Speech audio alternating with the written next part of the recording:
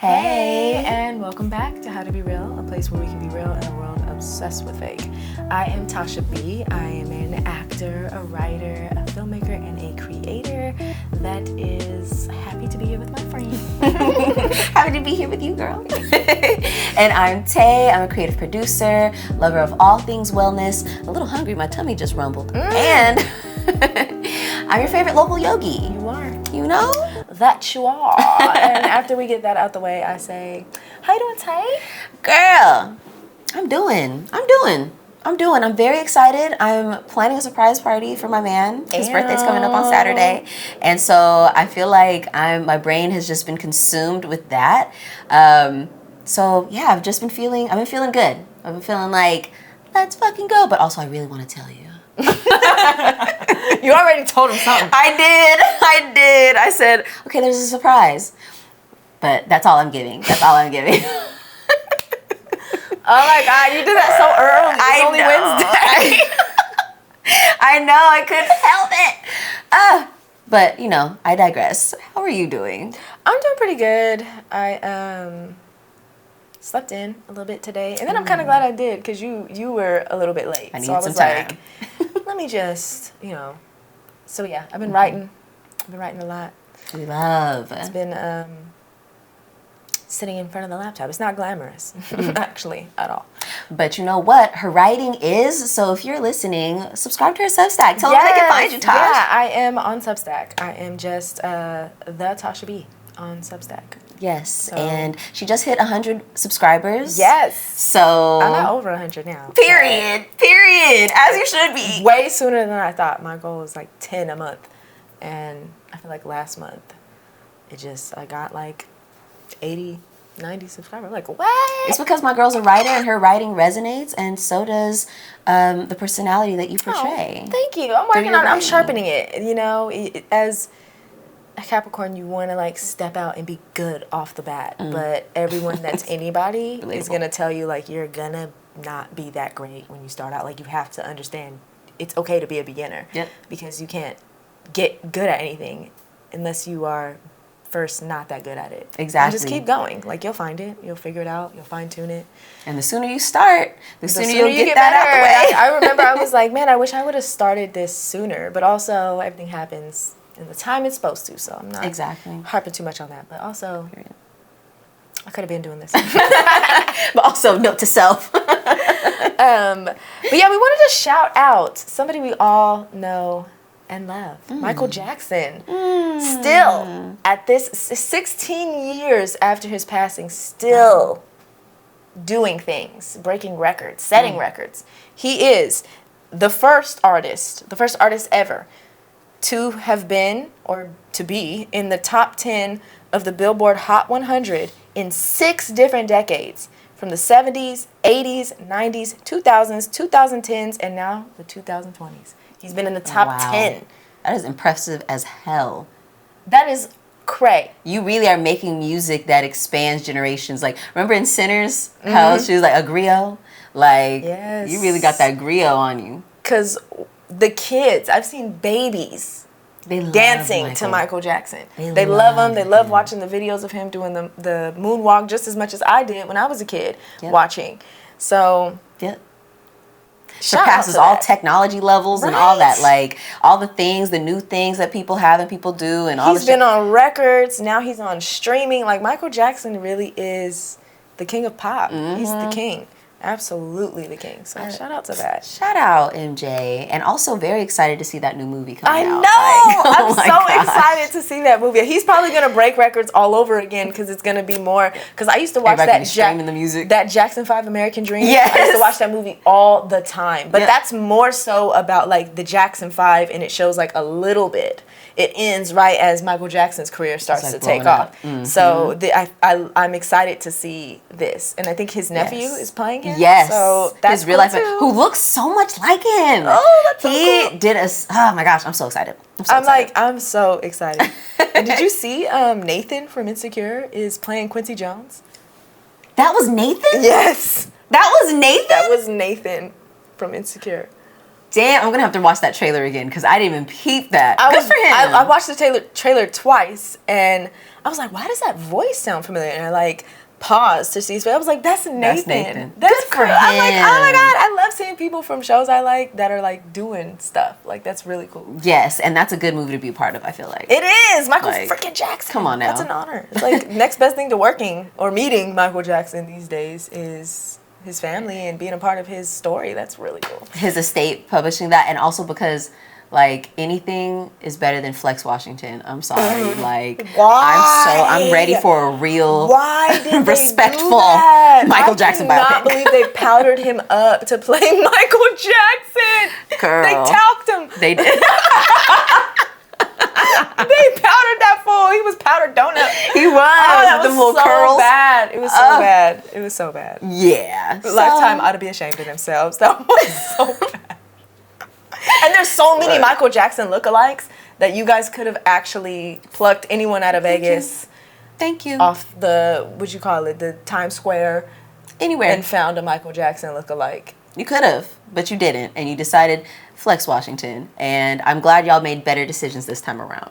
They should whoever sued. y'all are. I would have sued. If that was my uncle, I'm suing y'all. Get this off the air immediately. That is disrespectful. Legacy.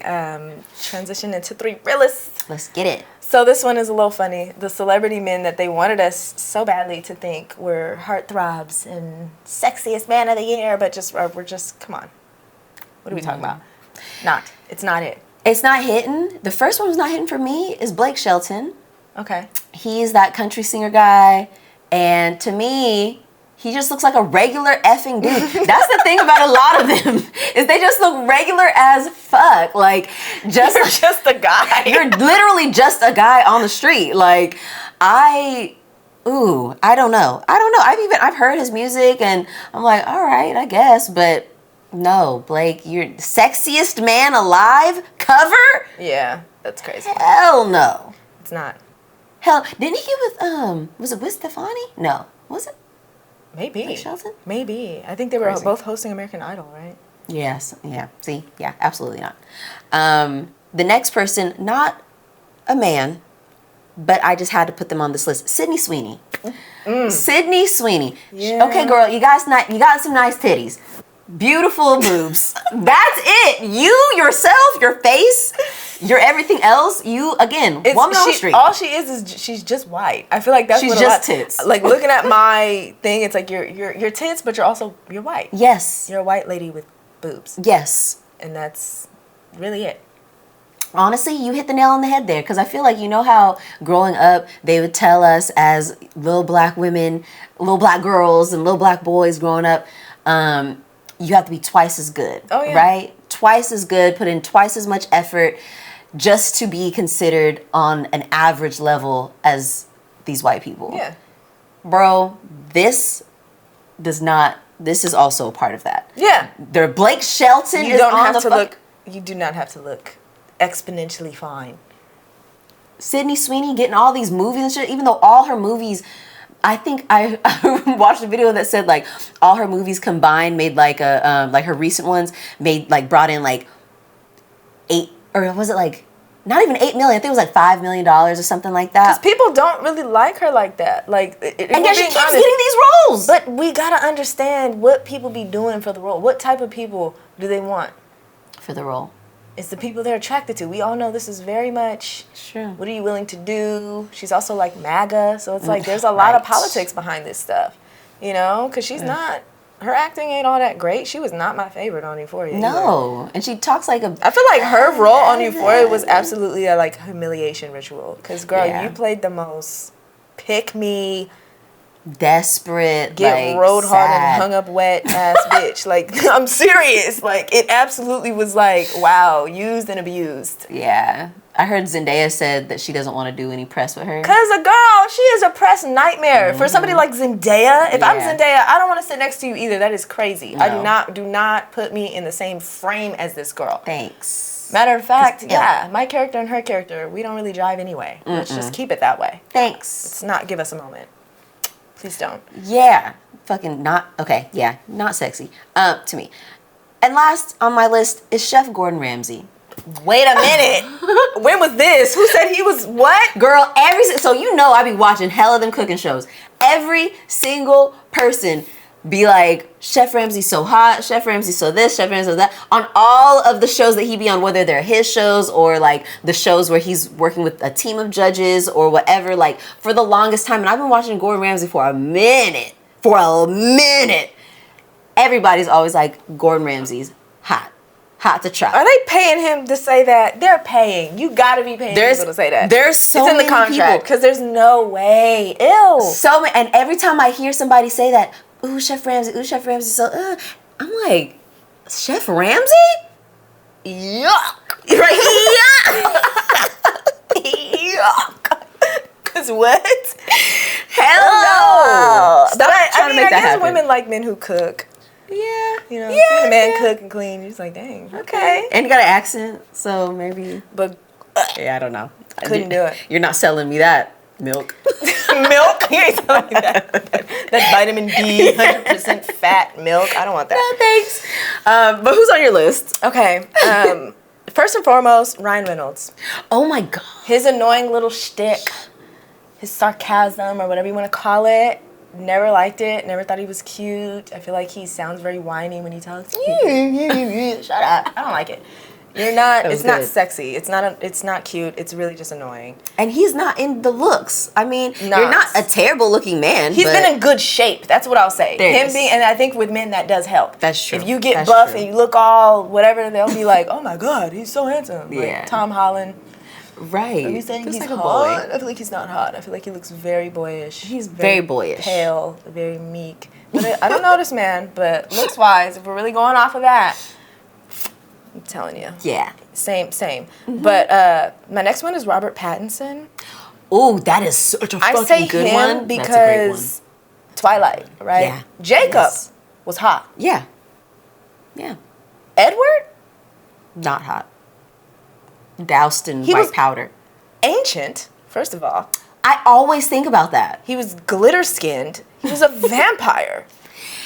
And looked like he wanted to eat you and told you there was something about you that I just... Girl, what are you talking about? You're literally walking into danger. You walked into a house of vampires and bled in front of... He's like, I know he won't hurt And me. the warm wolf boy, you don't like him? His body's all warm. He would have to cuddle her several times in the book because she's too cold because... Duh. Yeah. To save her. Anyway. Yeah. I never understood that. Robert that was, Pattinson's a good one. How was it ever Edward over Jacob? How? Was it ever? How? I never understood that. Like, he was How? never cute. He was never cute. He was scary. He looked was scary. scary. He was a great choice for vampire, but Sure. but if you were giving hot vampire, I don't know, man. I'm not feeling I feel the like hot there vibe could have been that someone way. else. And they still press him on us to this day. Especially now that he's They Batman. made him Batman, and I heard they're making another one with Yeah, him. they I'm are. gonna tell you, I fell asleep. I love Batman. Yeah. I fell asleep in the movie theater. It was long and then also kind of slow. Long, slow, brooding, Dark. and also Very just dark. like it was Robert Pattinson. Yeah. It wasn't Batman. Robert Pattinson Depressing. playing Batman. Like it's real depressive energy throughout the whole movie. Like Batman. Anyway, Yeah. not I it. like my Batman's Christian Bailey. Like, I like a good Christian Bale Batman. know? Yeah. Where is she? Oh my God, that's so funny. My last one is Channing Tatum. Ooh. From Step Up on, I never got it. I never got it. Even in Magic Mike, he's one of those people, he's got the body, but the face. The face, I was never into it. I'm going to have to disagree. I knew you would. I knew you kind would. of think he's cute. I think he's cute. Facially. Now, not so much. As of, from Step Up, absolutely. Really? Coach Carter, 1,000%. Oh crap, he was in Coach Carter. I totally forgot. Yeah, that little hood white boy thing he had going on. I was picking up what he was putting down. But once he got to 21 Jump Street, he lost me. Ew. He lost me. Ew. Oh my Around God. there is when I stopped thinking he was attractive. I haven't thought Channing Tatum was attractive since that point and on. But Coach Carter, Magic Mike, the other one I just said? Dance Up? Step up, dance up. think he was cute. Step up. Yeah. And I did like that. I just never thought, I'm like, he's not cute. I think he's just a buff white dude. Which is like, I get it. You're already off tops, you're buff, you're going to get a lot of women. Yeah. Because you're buff. Yeah. Just show off your arms. Yeah. And you could dance. Arms are like the boobs, or like the boob equivalent. Like you got your arms out. Like, ooh, damn. Uh-oh. You get a little slack. Okay. You got your arms out. What are you doing with your arms out? Arms out, gray sweatpants? Why is your shirt so tight around your arms? Right. Like, what are you doing? What are you It's doing? like the cleavage. Literally. What are you doing? You trying to catch a fish? Yikes. You out here trying to get compliments, I see. I don't like I that. want attention. I don't like that as your woman. As your not woman, I like We're that. all looking at the arms. Yeah. You're gonna get, someone's gonna, ooh, arms. Did I see some arms? Damn. Walk in the door? Even if you're facially, you're not all that. Like you said, the arms will get you through. Yeah. The body could get you through. You'll get numbers. You will pull. Honorable mention to George Clooney, because I never got it. Oh my gosh, I me never too. got it. I Me never too. got it. I never understood it. They'd show him in slow motion, and I'd be like, he looks like a principal. If I didn't put Sydney Sweeney, it was going to be George Clooney. Because I swear to you. do not get it. I didn't get it. I never got it. I'm like, maybe it's before my time. Maybe I guess. Maybe at one point, but I'm going to be honest, never in my entire life of seeing that man on screen, I don't get it. And then to put him, people be like, yeah, it's like, George Clooney or Brad Pitt. What?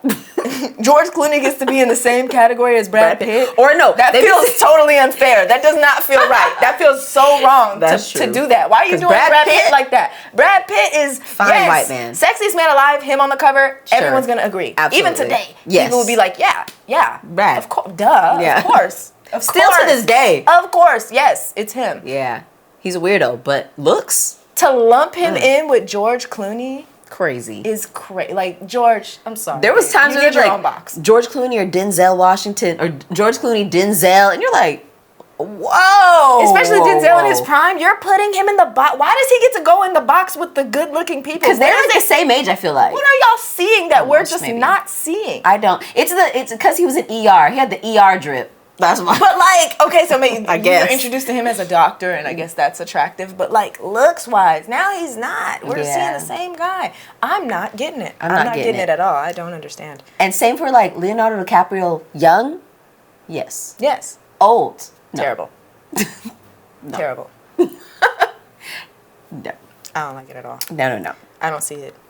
But it's the money, obviously. Yes. And you're going after 25-year-olds. So you know the personality is also trash. Like, we're not gonna be able to tolerate you. No. You're gonna be. He seems kind of just intolerable as well. Like, I mean, seeing him on press, he's I'm been like, famous for so long and rich for so long. He was so young on like Titanic and stuff. True. So you just know that ego is humongous. Yeah. You can't tell him nothing. Especially because he had to really work for that Oscar. If you do, thank you next. Yeah. Because there's another 25-year-old sitting right behind you, actually, that's waiting to be in your spot. He's going to be one of them old men. Oh, yeah. Old men. Oh, yeah. He already is. No, for real. Dead ass. Dead ass he really is. Oh, my God. You can't make a man look good.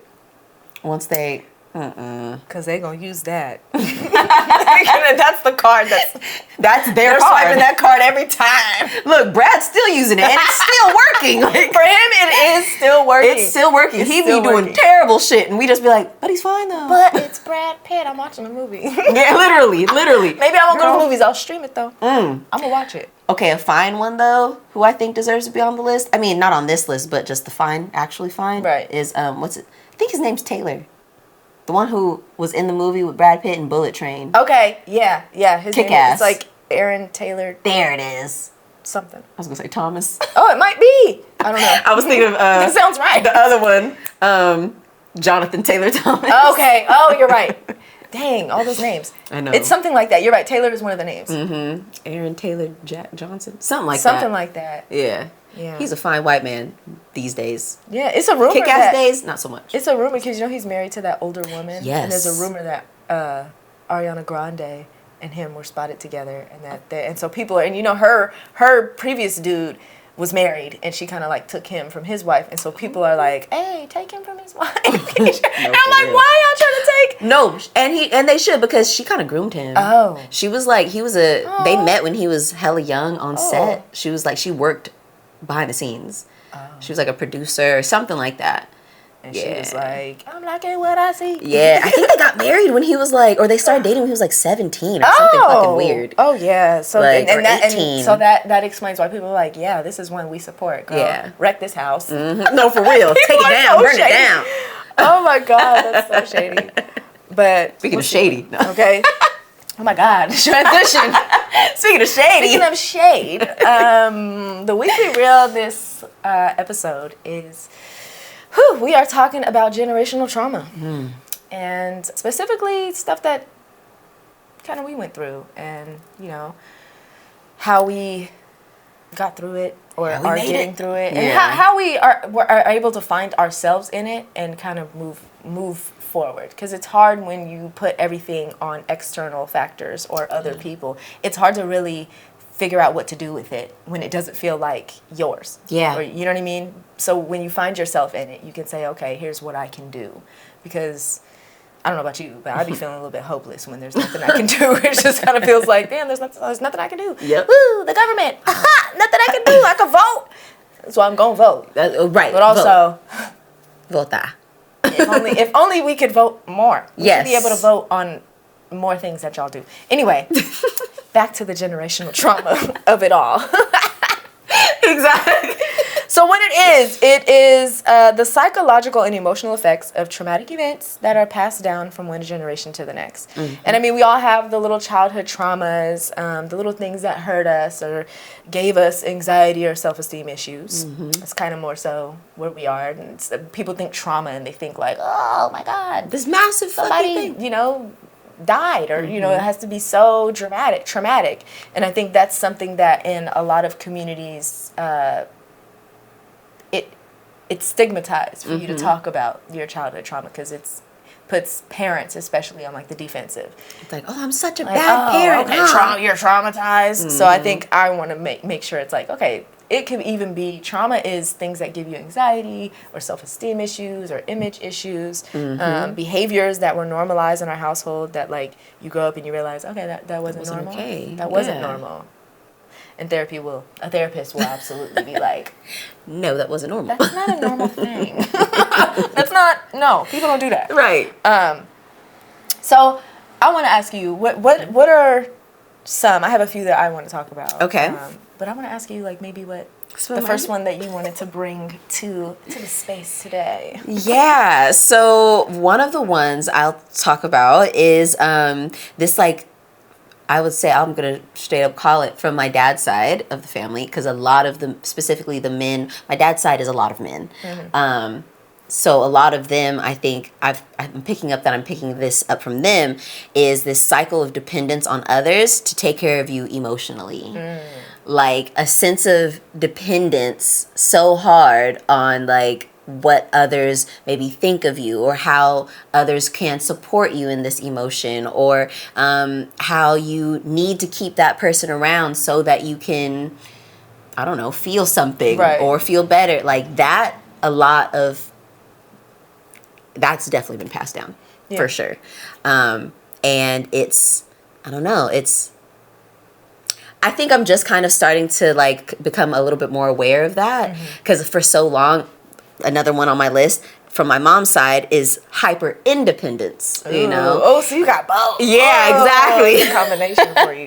Exactly. And so I think like I did not think I had that issue for so long from my dad's side with that dependence on emotion dependence, because from my mom's side it's very much like like everybody's in a little silo. Everybody's handling their own shit on their own. It's very disconnected. The whole like it's like a facade of a village.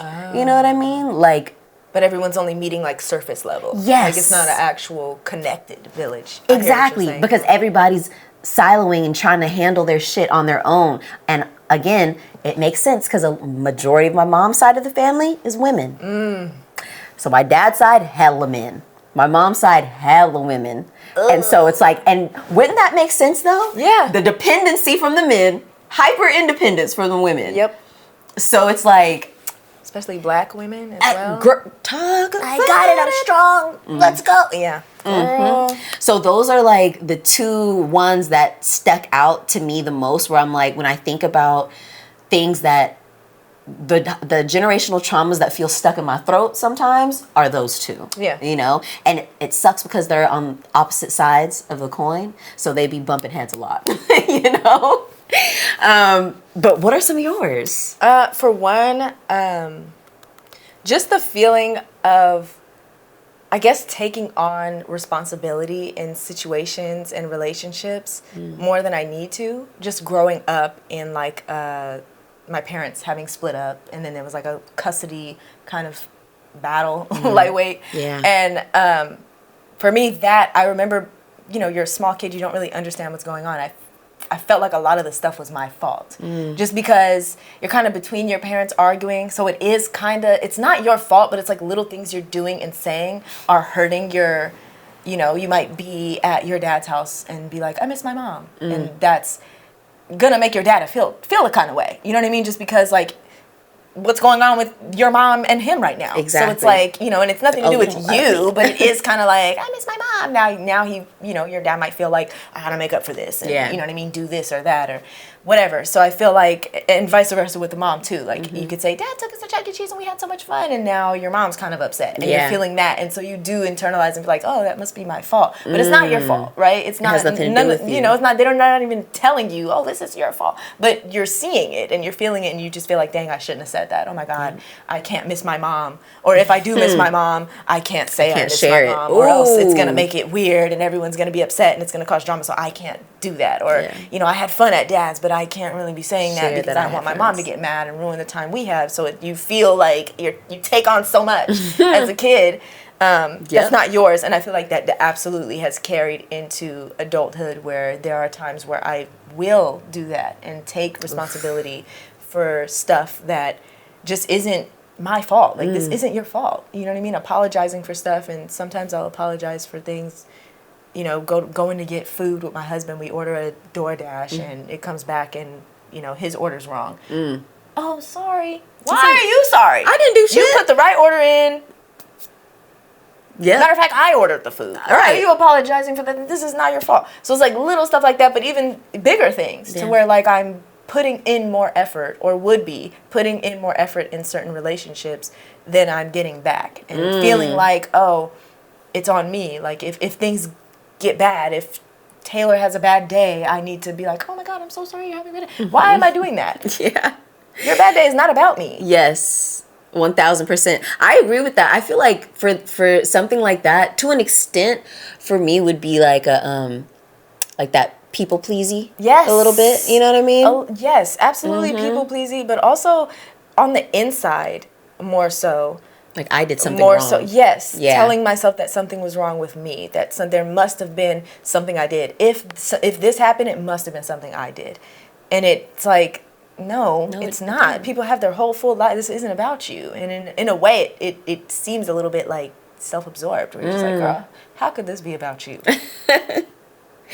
Exactly. Yeah. No, But yeah, just like that. I noticed that when talking to my therapist about it a few years ago, it was like, oh, that's where this comes from. Just I'm taking it on. I'm taking on things. And usually the more bad, heavy things, it's like, oh, I did something wrong. Oh, it's just real easy. And that kind of goes into like the feeling of like I'm not enough. Like I felt like when I was a teenager, there was a lot of judgment for me. And, you know, I don't know. I feel like that just mounted so much that like my inner critic became super judgy. Like, girl, now the criticism that I experienced as a teen, now I'm judging myself like that. That was the blueprint for me to now go through life with. And I'm not like that anymore, but it was for a while like I was making stuff so much harder on myself by just like, it just felt so constricting. Like it felt like I cared more about what people might be thinking of me and what they might think of the choices that I'm making more than I cared about how I felt about the choices. You know what I mean? About whatever it is. Yes. You know what I mean? Like, oh man, what are people gonna think if I'm doing this? If I do that, if I go after that, if I date this person, like what are they gonna think? And, you know, I felt a lot of freedom when I finally was like, you know what? What's that? They're gonna think, people are gonna always have an opinion. And honestly, at the end of the day, whose life is it? I mean, who's here living? That is so real, because I feel like I've also had to come to that same type of conclusion. Like, you know, whose life am I living? Who am I living for me? Or am I living for them?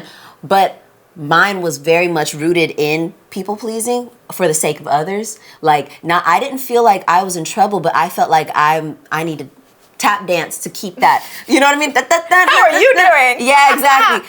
Because of that dependency on that other people's emotions, like it was like, to me, I think it manifested as like a need for validation, you know, and needing to make sure that I'm in everybody's good graces. I'm friends with everybody. Nobody's on my bad side. You know what I mean? Or at least you won't know that you're on my bad side. You know what I mean? There's nothing on my face or in my body language that's gonna tell you that like I'm feeling like fuck you. Like I don't like you at all. Exactly. Like, and I always kind of used it as that like secret weapon, because if I stop fucking with you, people would be like, whoa, like damn, what happened? It's like, I'm not fucking with you. I actually never was fucking with you. Yeah, I actually never was fucking with you. And I used to be like, how could people think I really liked them like that? Girl, because you was shucking and jiving to get them to like you, and then you're like, okay, you actually suck, so bye. And we never met. And so I feel that like deeply with the whole like, okay, needing to, and I feel like there are certain people in my family, I won't name specific names, but there are certain people that I feel like I'm close with that absolutely had that same approach, you know? Or in the direct household, like feeling like very much like, oh, you're a kid and you have a place. And even though I will say my mom definitely let me be heard, I think that there's absolutely things that you're not heard on. Oh, you yeah, know? you're like, a kid. You're a kid. And I feel like to a certain point, I get that. Exactly. I, like, you know what I mean? Now that I'm an adult, I can absolutely understand, like, why. Okay. Girl, nobody cares what you think about the dinner tonight. Okay? Yeah. You didn't buy none of this shit. You didn't cook none of this shit. There's dinner. Yes. You don't know what's going on, and I'm not going to burden you with what's going on, but this is what's for dinner. This is what's for dinner. And you need to eat it. Yes. And I don't have pizza money tonight. Right. No, you're good. And I feel like that is, I felt like it was like a normal level of that. You know what I mean? Like a healthy level of that.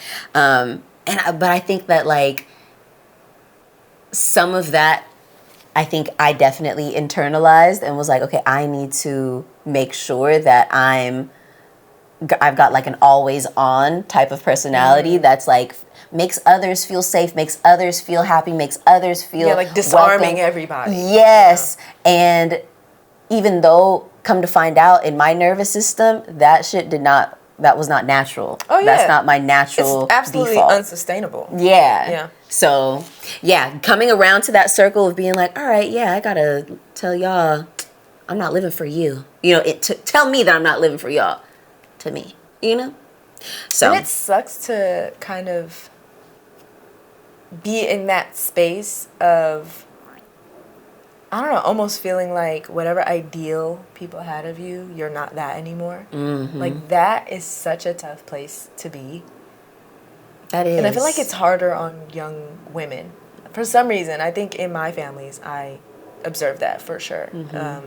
Just in the differences in how things were communicated to both my brother and I. We're like the first grandkids on both sides of the family. And I feel like, you know, people have expectations, whatever the case may be. And, you know, my brother and I were both who we are. We're not going to live for y'all. We're living our lives. Right. And it's going the way it's going to go, and it's fine. But I felt like, and who knows, my brother might disagree, but I felt like it was a lot more on me to where you're like, dang, if I would have did that, that would have been crazy. But the stuff that I am doing, you know, teenager stuff, but also like I'm getting told. Yes.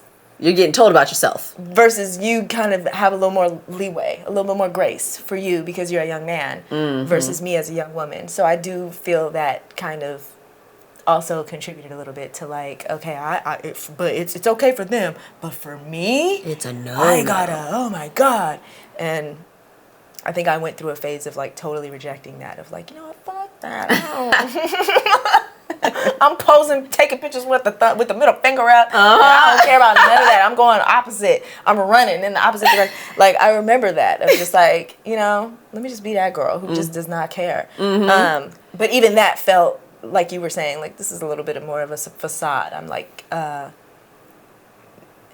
it's the, I'm so strong. Ha ha ha, and then, oh my God, I don't know what I'm doing. No, for real. And it was that for a while. And then you got to find the balance of like, okay, some of this is me over here. Grab some of it, but you don't have to dive head first in the I don't give a fuck pool right? And swim in it forever. Like, you got to get out. To that point, what were some of the ways that like these traumas or like this type of mentality like actually manifested in your real life? Like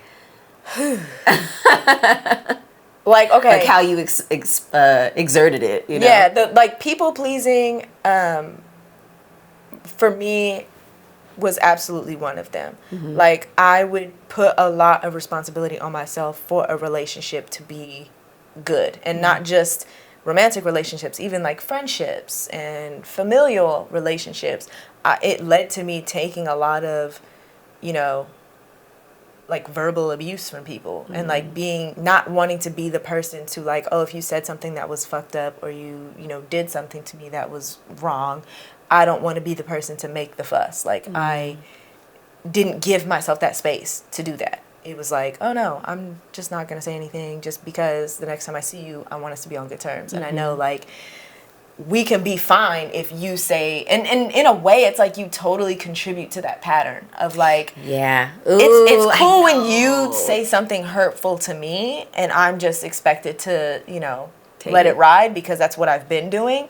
And so, of course, when I say something, it would be a little more of a thing, because I never say anything. Yeah, I never say anything. So the time that I do say something and say, like, you know, we were just talking about, like, that's rude. Ow, that why'd you say that? Or maybe I retort and say something about you, and now all of a sudden I'm being the bad rude. Guy. Yeah, I'm being rude. I'm being mean. Why you acting like that? You being weird, like, you know. And or even if I don't do anything in the moment and try to bring it up afterwards, like, hey, the other day when you said this, now all of a sudden, well, why are you bringing that up? You gotta let that go. It's cool. You know, I love you. Da, da, da, and then it's over. So I think for me, it was like that again. I had friends like that, relationships like that, relationships with family like that, where it was like, now once I start speaking up for myself, now this relationship isn't viable, honestly. Like, we're not even cool no more, because I said, essentially, if you're gonna act like that, either we're gonna act like that, or there's gonna have to be some boundaries. Something's gotta change. Something's gotta give. And it sucks that sometimes when you do that in your life, there are some people that'll just be like, oh, well, I'd rather just not be cool with you. Right. I'd rather us just never talk again. And you're just like, oh, well, damn. And that's a choice. It's a choice. It is a choice. It's a shocking choice when it happens. It's a shocking and, like, hurtful choice for someone to make. You're like, dang. So it's like, disrespect me, or we can't be friends. Or we can't be friends. We can't be close. We can't talk. We can't have a relationship if I can't control this the way I want to control it. If I can't disrespect you. If I can't knowingly... Because now the conversation has happened. Now you know how I feel. And so if we choose to go back to how things were, you know that I be feeling like you be disrespecting me. You be stepping over lines. And you're fine with that? That's crazy work. That's crazy. And then I wrote, my latest piece on Substack was about this mentality, right, of like this chase. And I feel like chasing sounds good, like paper chasing, you know, chasing my dreams, all that sounds good, right? But when I'm chasing everything, and honestly, I attribute it to like a mental chase. Like, I'm chasing things mentally. So I'm already framing it as a chase. And like, things are like, oh, I need to find an outfit for this.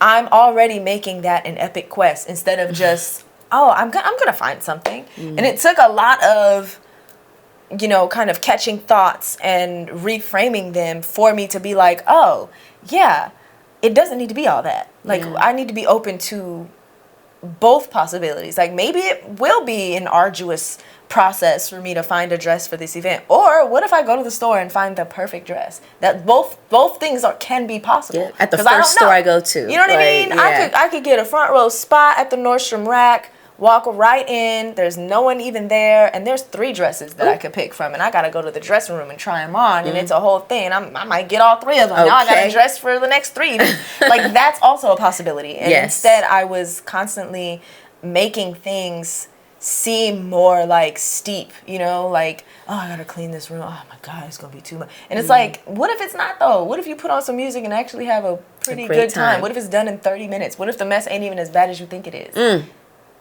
That's great. Like, why is that not the default? Why is that not the default? Or at the same time, why is it not at least one of the thoughts? The things that comes out? That maybe, mayhaps, this is actually fun. Right. What if it actually works out? And then just the mentality of like, I'm not worthy or I'm not enough. Like that for me was like tough. Again, it's like I did a thing where I would idealize things, mainly like relationships with people. Like for me, it was absolutely like rose-colored glasses. Like to me, it's like, oh, we're cool. But really, when you stop putting in all the effort that you were putting in, and when you stop just taking stuff on the chin and letting things roll off and giving everybody all the grace, all the passes, that's just how they are. They always joke like that. When you stop doing that, how good is that relationship? Where is there a foundation to stand on, or were you the foundation that it was standing on?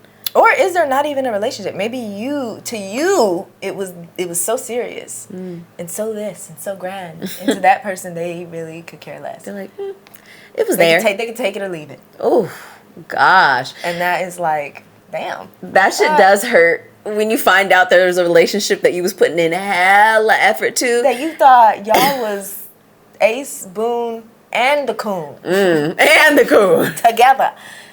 And not at all.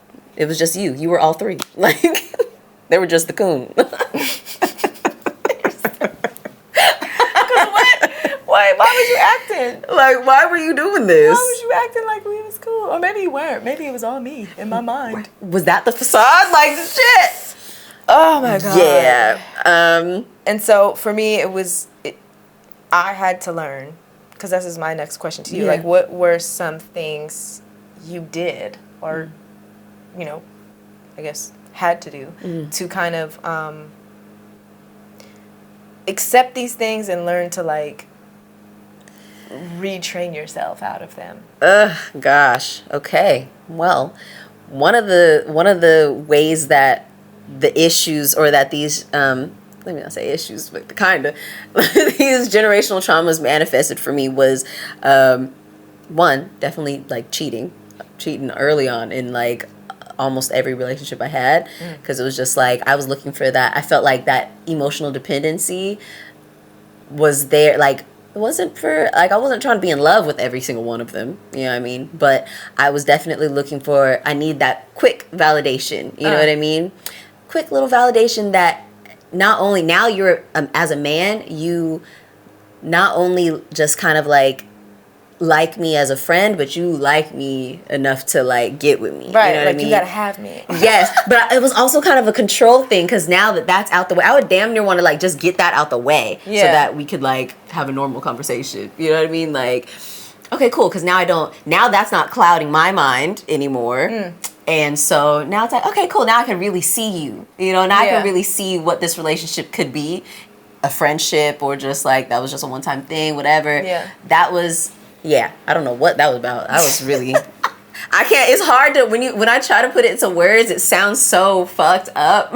Like, that's the thing about generational trauma shit, is that like, it makes us have these mentalities in place, because I can relate to that too, being younger, and like the need for male validation. Yeah. I feel like for me it was like, when I talk about the chasing thing, one of the relationships that I felt like I was chasing was the one with my dad. Like, I always wanted us to be closer. Like I said, I had this idealized version of how I thought it should be or how I wanted it to be, you know, like Heathcliff Huxtable, and, you know, I don't know. I had all these dreams, and I took on a lot of responsibility to make our relationship that. Like, I thought it was up to me to call and just show up a certain way, and maybe then. And I always made it like my personal shortcoming that we never got there. That's what was getting in the way. And for me, that is where it was like,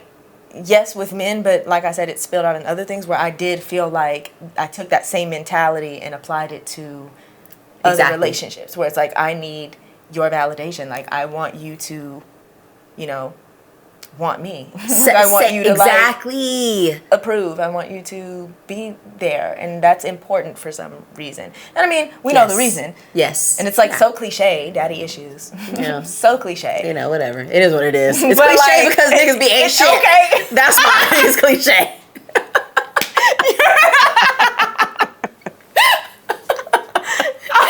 Maybe if niggas give a damn about their children, then it wouldn't be cliche. But here we are.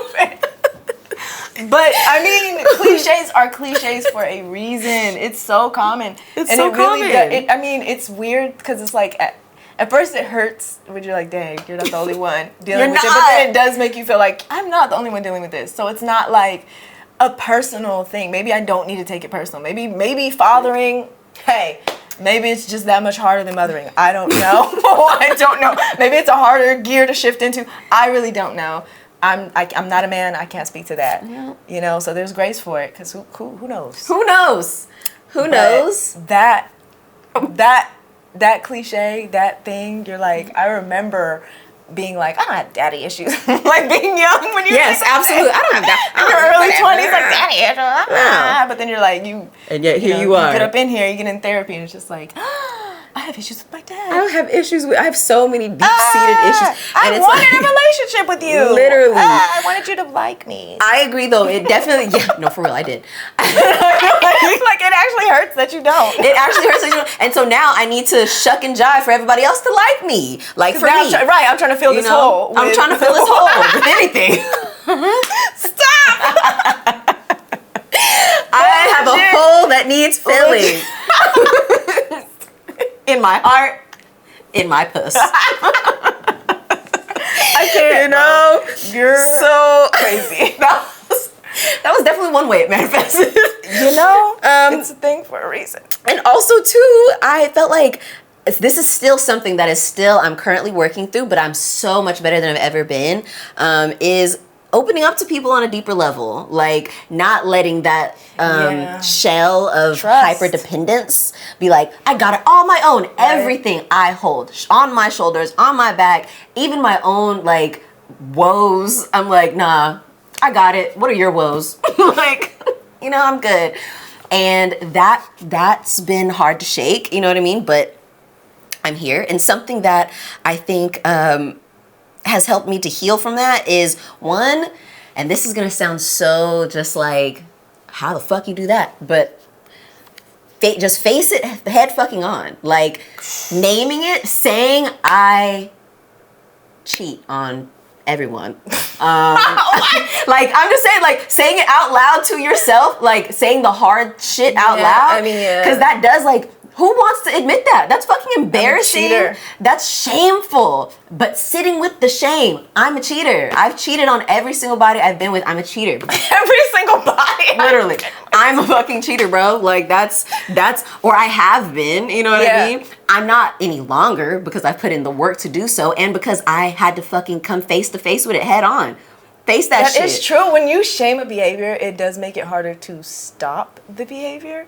It's like, that's the reason why you get in these fucked up situations, because you're running from the shame. You don't want to see it. You don't want to look at it, but you keep doing it. And you keep running straight on into someone else's bed.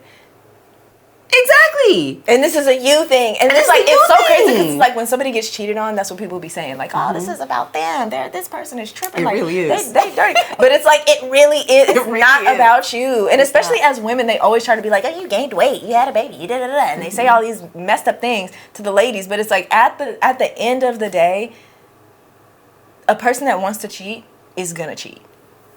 That's Just, I feel like that's the gist of it. Like, That's it the doesn't gist. matter how good you look, because we've seen all types of ladies get cheated on. Kim Kardashian, Beyonce, Halle Berry, Yep. all the Janet Jackson, all the women. Jermaine Dupri cheated on her. So it's All your really on, faves. it's really on some like, yeah, man, if somebody wants to cheat, they're going to. Yeah. Like that's the thing. Or like being like, okay, okay, something that really I feel like has helped me heal, even especially with like the with like not knowing how to open up and express, is that once I said it out loud, it was like the shit had to blow up. You know what I mean? Like, oh, because it's gonna be something, and gonna be that something. is where the fear, the shame, the guilt comes from. Where it's like, I'm gonna say this, and it's gonna be a splash. Yep. And there's gonna be ripples. Yep. And I feel like that is what we run from, and that makes it hard to, like you said, do the hard thing, say the thing out loud, because you're like, this is gonna ruffle a lot of feathers, mine included. But the thing is, once it's out, once the feathers are ruffled, once it's blown the fuck up, then it's like almost like the shame starts to lessen, because you're like, I'm already on Front Street. I just put myself on blast. Like, my shit is out there. Like, and now I have no choice but to open up to somebody close. Yeah. You know what I mean? And because I have nothing, it feels stripped bare. Yeah. And I think like that is really, to me, something that a lot of folks do run from. I'll speak for myself. I definitely ran from it. I have too. I don't want to face it. I don't want things to blow up. I'm trying to keep the lies going. I'm trying to keep it quiet, not tell anybody anything until it just, like, when, what's that movie? Spirited Away? When like the big muddy thing has like just hella gunk and it's just muddy and trying to act, it's touching shit and it's making everything else just muddy. And it's like that thing trying to be like, I'm clean. No, bitch, you're not. Just because you can fit in this bathtub doesn't mean that you're not a giant mud bucket. Like, just because you still look cute on the outside doesn't mean I can see that little bit of sadness or shame coming out from your aura. Or even if people can't see it, it's still there because you're walking around with it. Okay. You have it. You can see it. You know it's there. So that feeling or that first experience of just letting things blow up led me to getting a therapist who absolutely, that of course, talking about it, having a professional in the mix to like say things out loud and help you work through your shit. That was definitely a good tool. And last, what I'll say is asking bold questions to other people who I admire. So good at a bold damn question. Because I want to ask somebody who I think has it together, or who maybe just presents like they have it together. Even if I know you don't have it together, I want to ask you this. You know what I mean? Because how are you dealing with things? Yeah. How do you deal with shit? Because now I need to pick up things on like another real ass human being too. A therapist is great, but sometimes, you need to talk to somebody.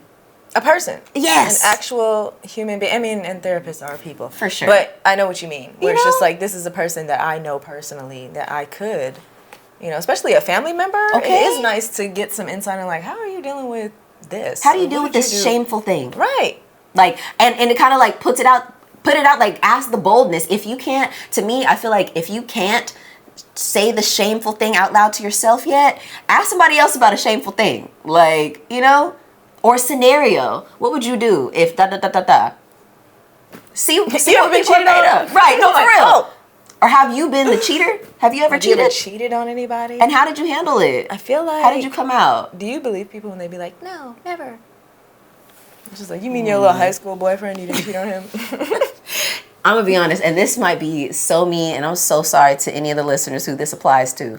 But to me, if you tell me no, I'm like, you're boring. She's saying you're basic. You're basic. You ain't never cheated? Wow. Like, wow. It just makes me feel like I can't talk to you about shit now. Like, I know the kind of person you are, and You're the type who would tattletale to me. Either that or maybe you just you knew yourself enough to not have a relationship. Square. You just you Just had kidding, nothing but just kidding. situationship, so it's like technically I wasn't cheating because we wasn't together. No, We were that's on a true. break. You know what I mean? People that do that. Technically, sure. yeah, you didn't cheat, but you was out here.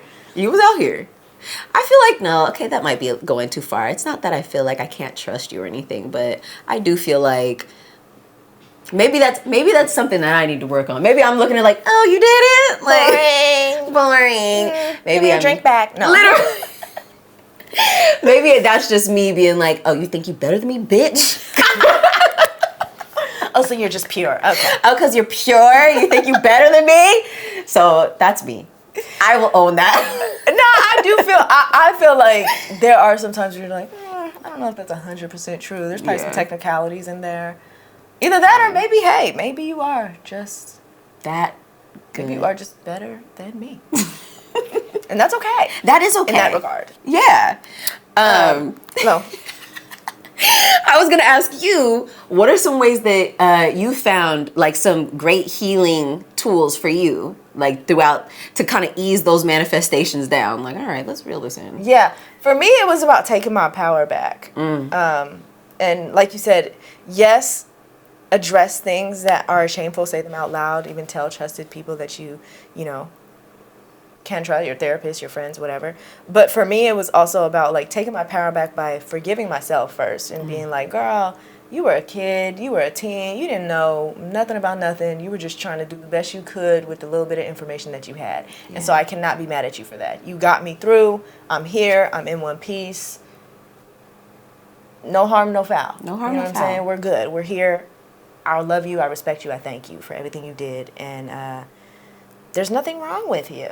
You know what I mean? And taking real ownership of my, I guess, the way that I'm talking to myself. And because it's easy to sit there and just be like, well, I do that because of this, and I do this because of that. Like, when you own what you're doing, what you're saying to yourself, your happiness, like you were saying, your emotions, if you can own your stuff instead of making it other people's responsibility, because, oh, I'm like this because, you know, my mom used to say this to me. And it's like, okay, your mom did used to say that, and maybe that hurt you and it affected you when you were a kid. But you were also 10 years old. And so now we're not 10. Right. And we can totally be like, 35. Like, I don't like this thought. Let's stop thinking it. And that is where it's like you're taking the power back of like, yeah, I don't have to have these people's opinions from when I was a child dictate my adulthood. Like that has nothing to do with, like, you know, they're not even here now. I have the power of choice. I can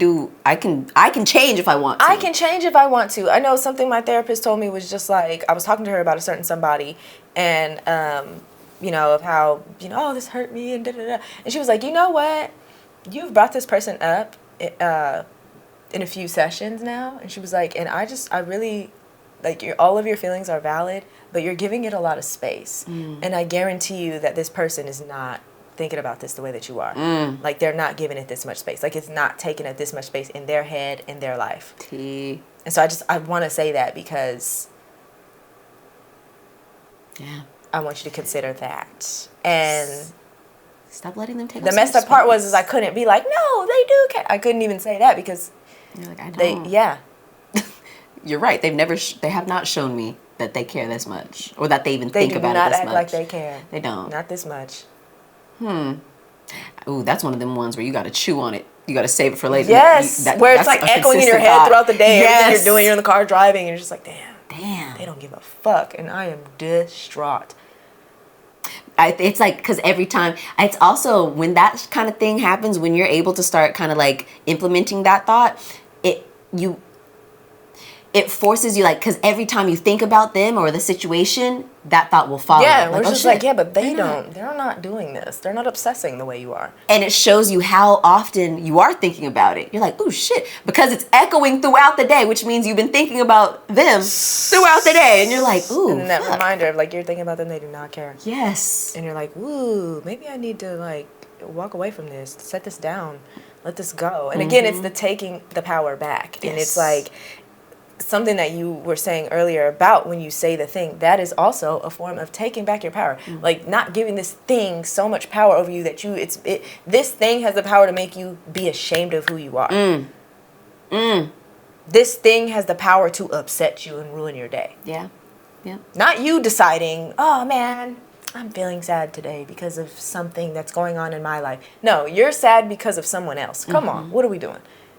You're giving away your power. You got to take it back and say, you know what, I got to own this. If I have any feelings, let's bring it back to me. And therapy absolutely is on my list because that helped me. Like you can be in therapy talking about a situation with a person and you're talking about them. And then they said this and then they did this. And you know what? They always do this. Matter of fact, years ago, they did something just like this. And let me tell you I'm talking about it. And then they're like, okay, but what about you? Let's bring it back to you. How does that make you feel? First of all.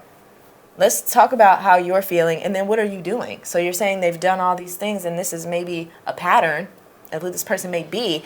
What is it that you can do to not put yourself in this situation? And at first, to me, that felt like, damn, more, come on. More self-work. God damn, it's my fault. Right. And it's More like, on no, me? it's not your fault, but, it is your responsibility. You're responsible for yourself. You got to take care of yourself. You can't put yourself in them situations anymore. Because now it's like, if you know this person is like this, Then you either need to stop being shocked that this person is doing this, boom. or you need to stop coming around this person. There it is. Because setting yourself up to be like, oh no, they're going to slap me, getting slapped, Over and then and being over like, and I can't believe they slapped me. How can you not believe it, babe? They be slapping you every time. Every single time.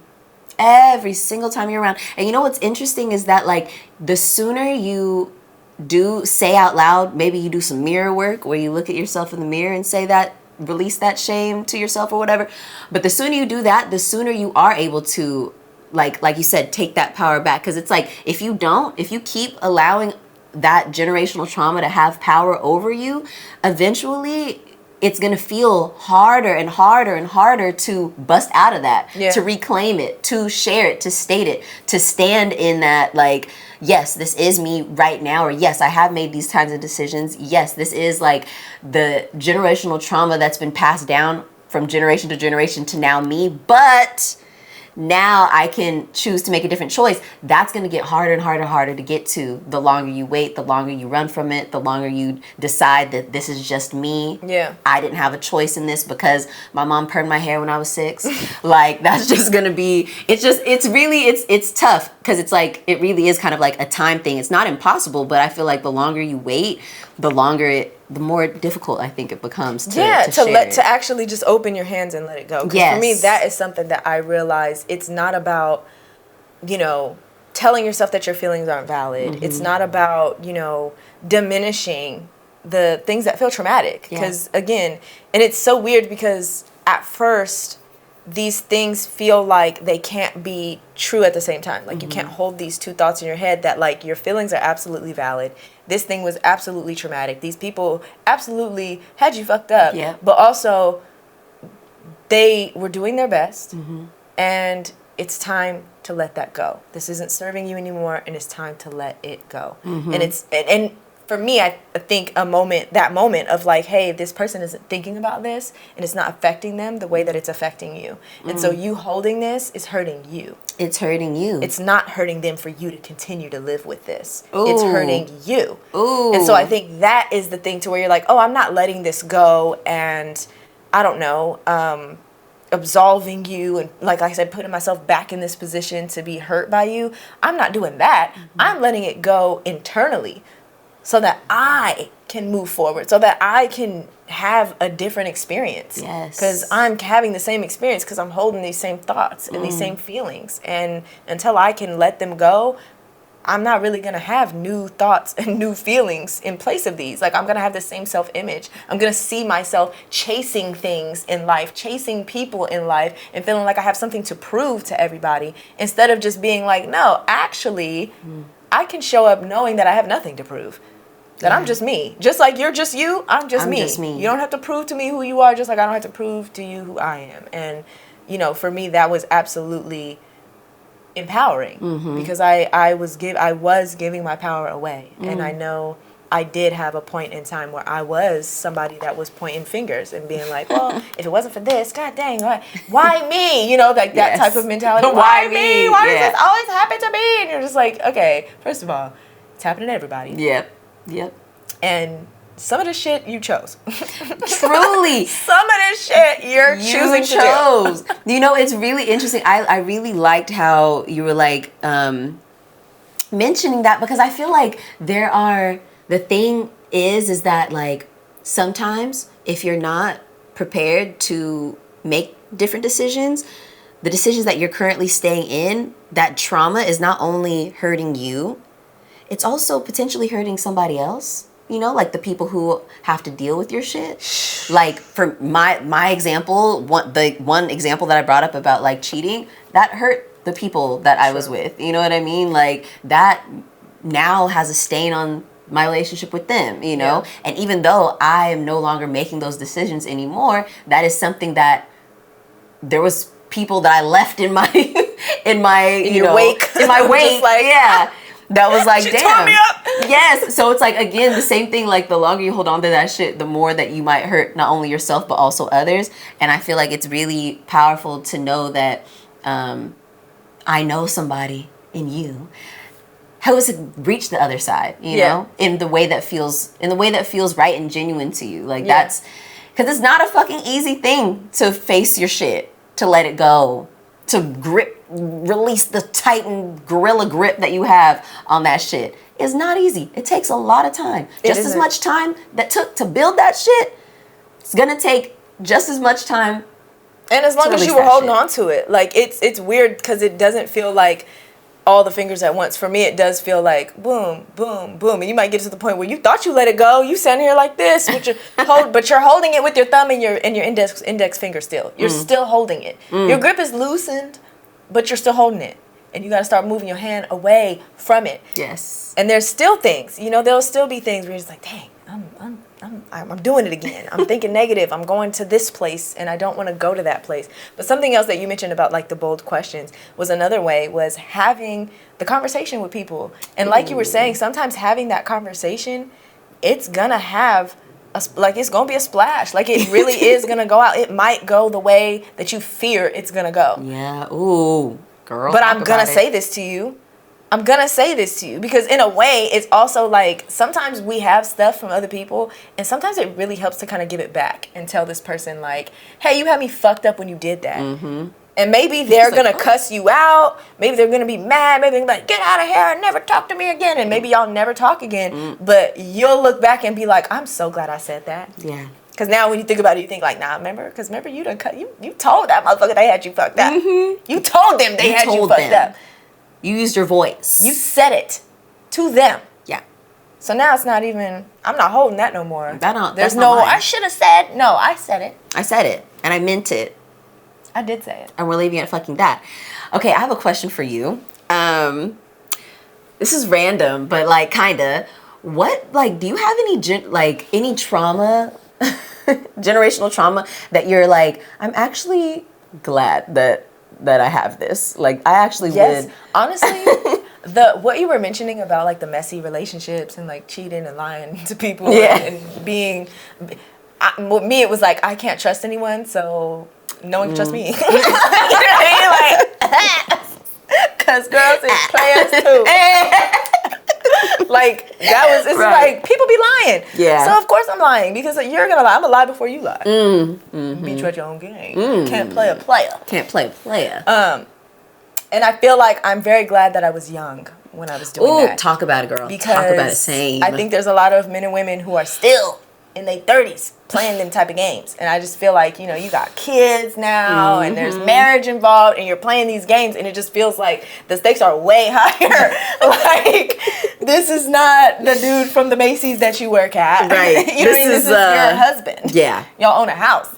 God, y'all shared lives. Oh, this is gonna get messy. This is a lot. Like you were saying, there's people in your wake. At least it's not your children in the wake. Bro. Like, mom cheated on dad. That's a different situation, right? Because now there's a lot more people in the wake, and if two families get involved, because now your family know you done cheated on your husband, and your husband family know. Oh man, that's too much. So I'm glad that I had those ways, Yeah. when I was younger and I Yeah. didn't have as much to lose. The job at Macy's, I quit. It was fine. It was was good. fine. It was awkward. Mm-hmm. That's how you learn the lesson. Don't date people you work with. Don't do that. Oof. Right. Single or not, just don't. Just don't do it. It's messy. Or can be messy. Maybe it's not. It can be. But for sure. In my experience, it was messy. But yes, what was your question? No, that was my question. Is what like piece of trauma do you feel like actually kind of like helped you?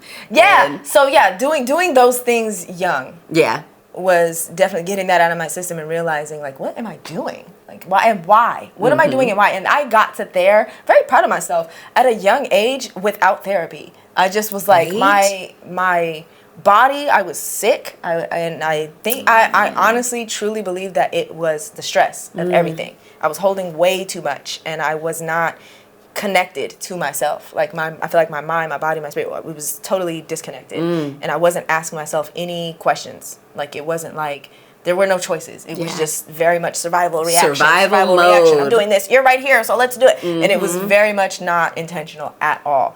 And so I think living that life, being like to the point that I'm hospitalized over my stomach issues and having to really ask myself, what is going on? And it's so cool because I know like there are people that have like autoimmune disorders or develop autoimmune disorders because of stress like that. So I'm like, if I would have continued in my 20s living like that with totally disconnected, I could have had like my body was already affected in a serious way. Like it was really like, girl, this life is making you sick. It was physically manifesting. You are sick. Yes. And it wasn't until I did, kind of get to that point of like, okay, I'm responsible. Like I need to start, I do have control of who I'm dating. I do have control. I don't have to just want people that want me. I can actually be like, yeah, you want me, but I am good. Yeah. And I can keep going. You know what I mean? So it wasn't until I got to that point of like, what do I need to be doing? And it was tough. But again, very glad I got there young.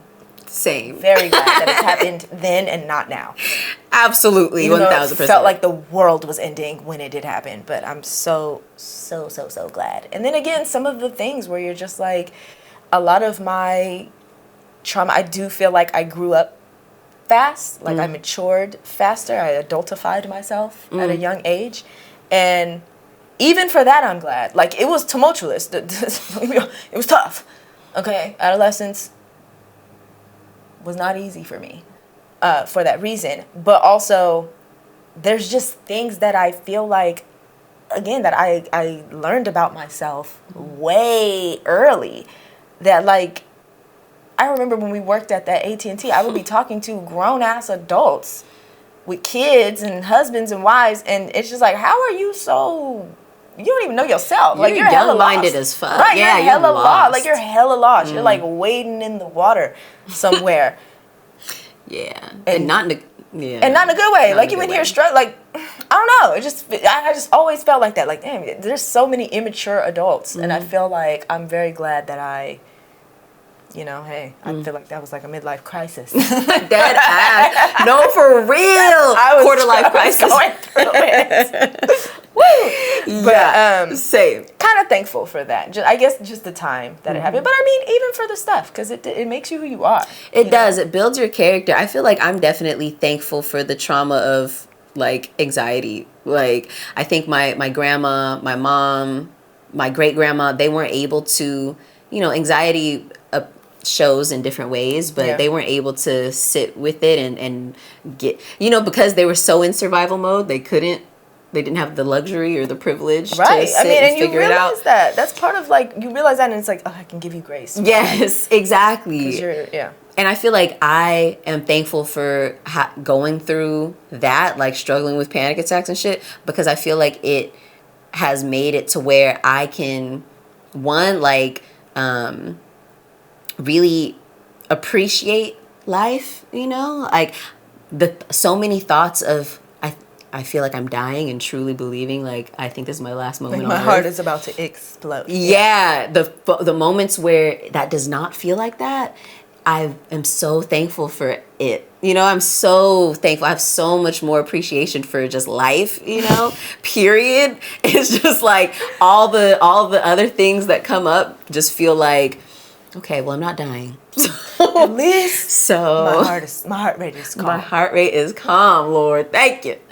So yeah. I heard that. I do want to ask you, do you feel like this trauma that you've experienced made you either decide to not have kids at one point or just decide to wait to have kids?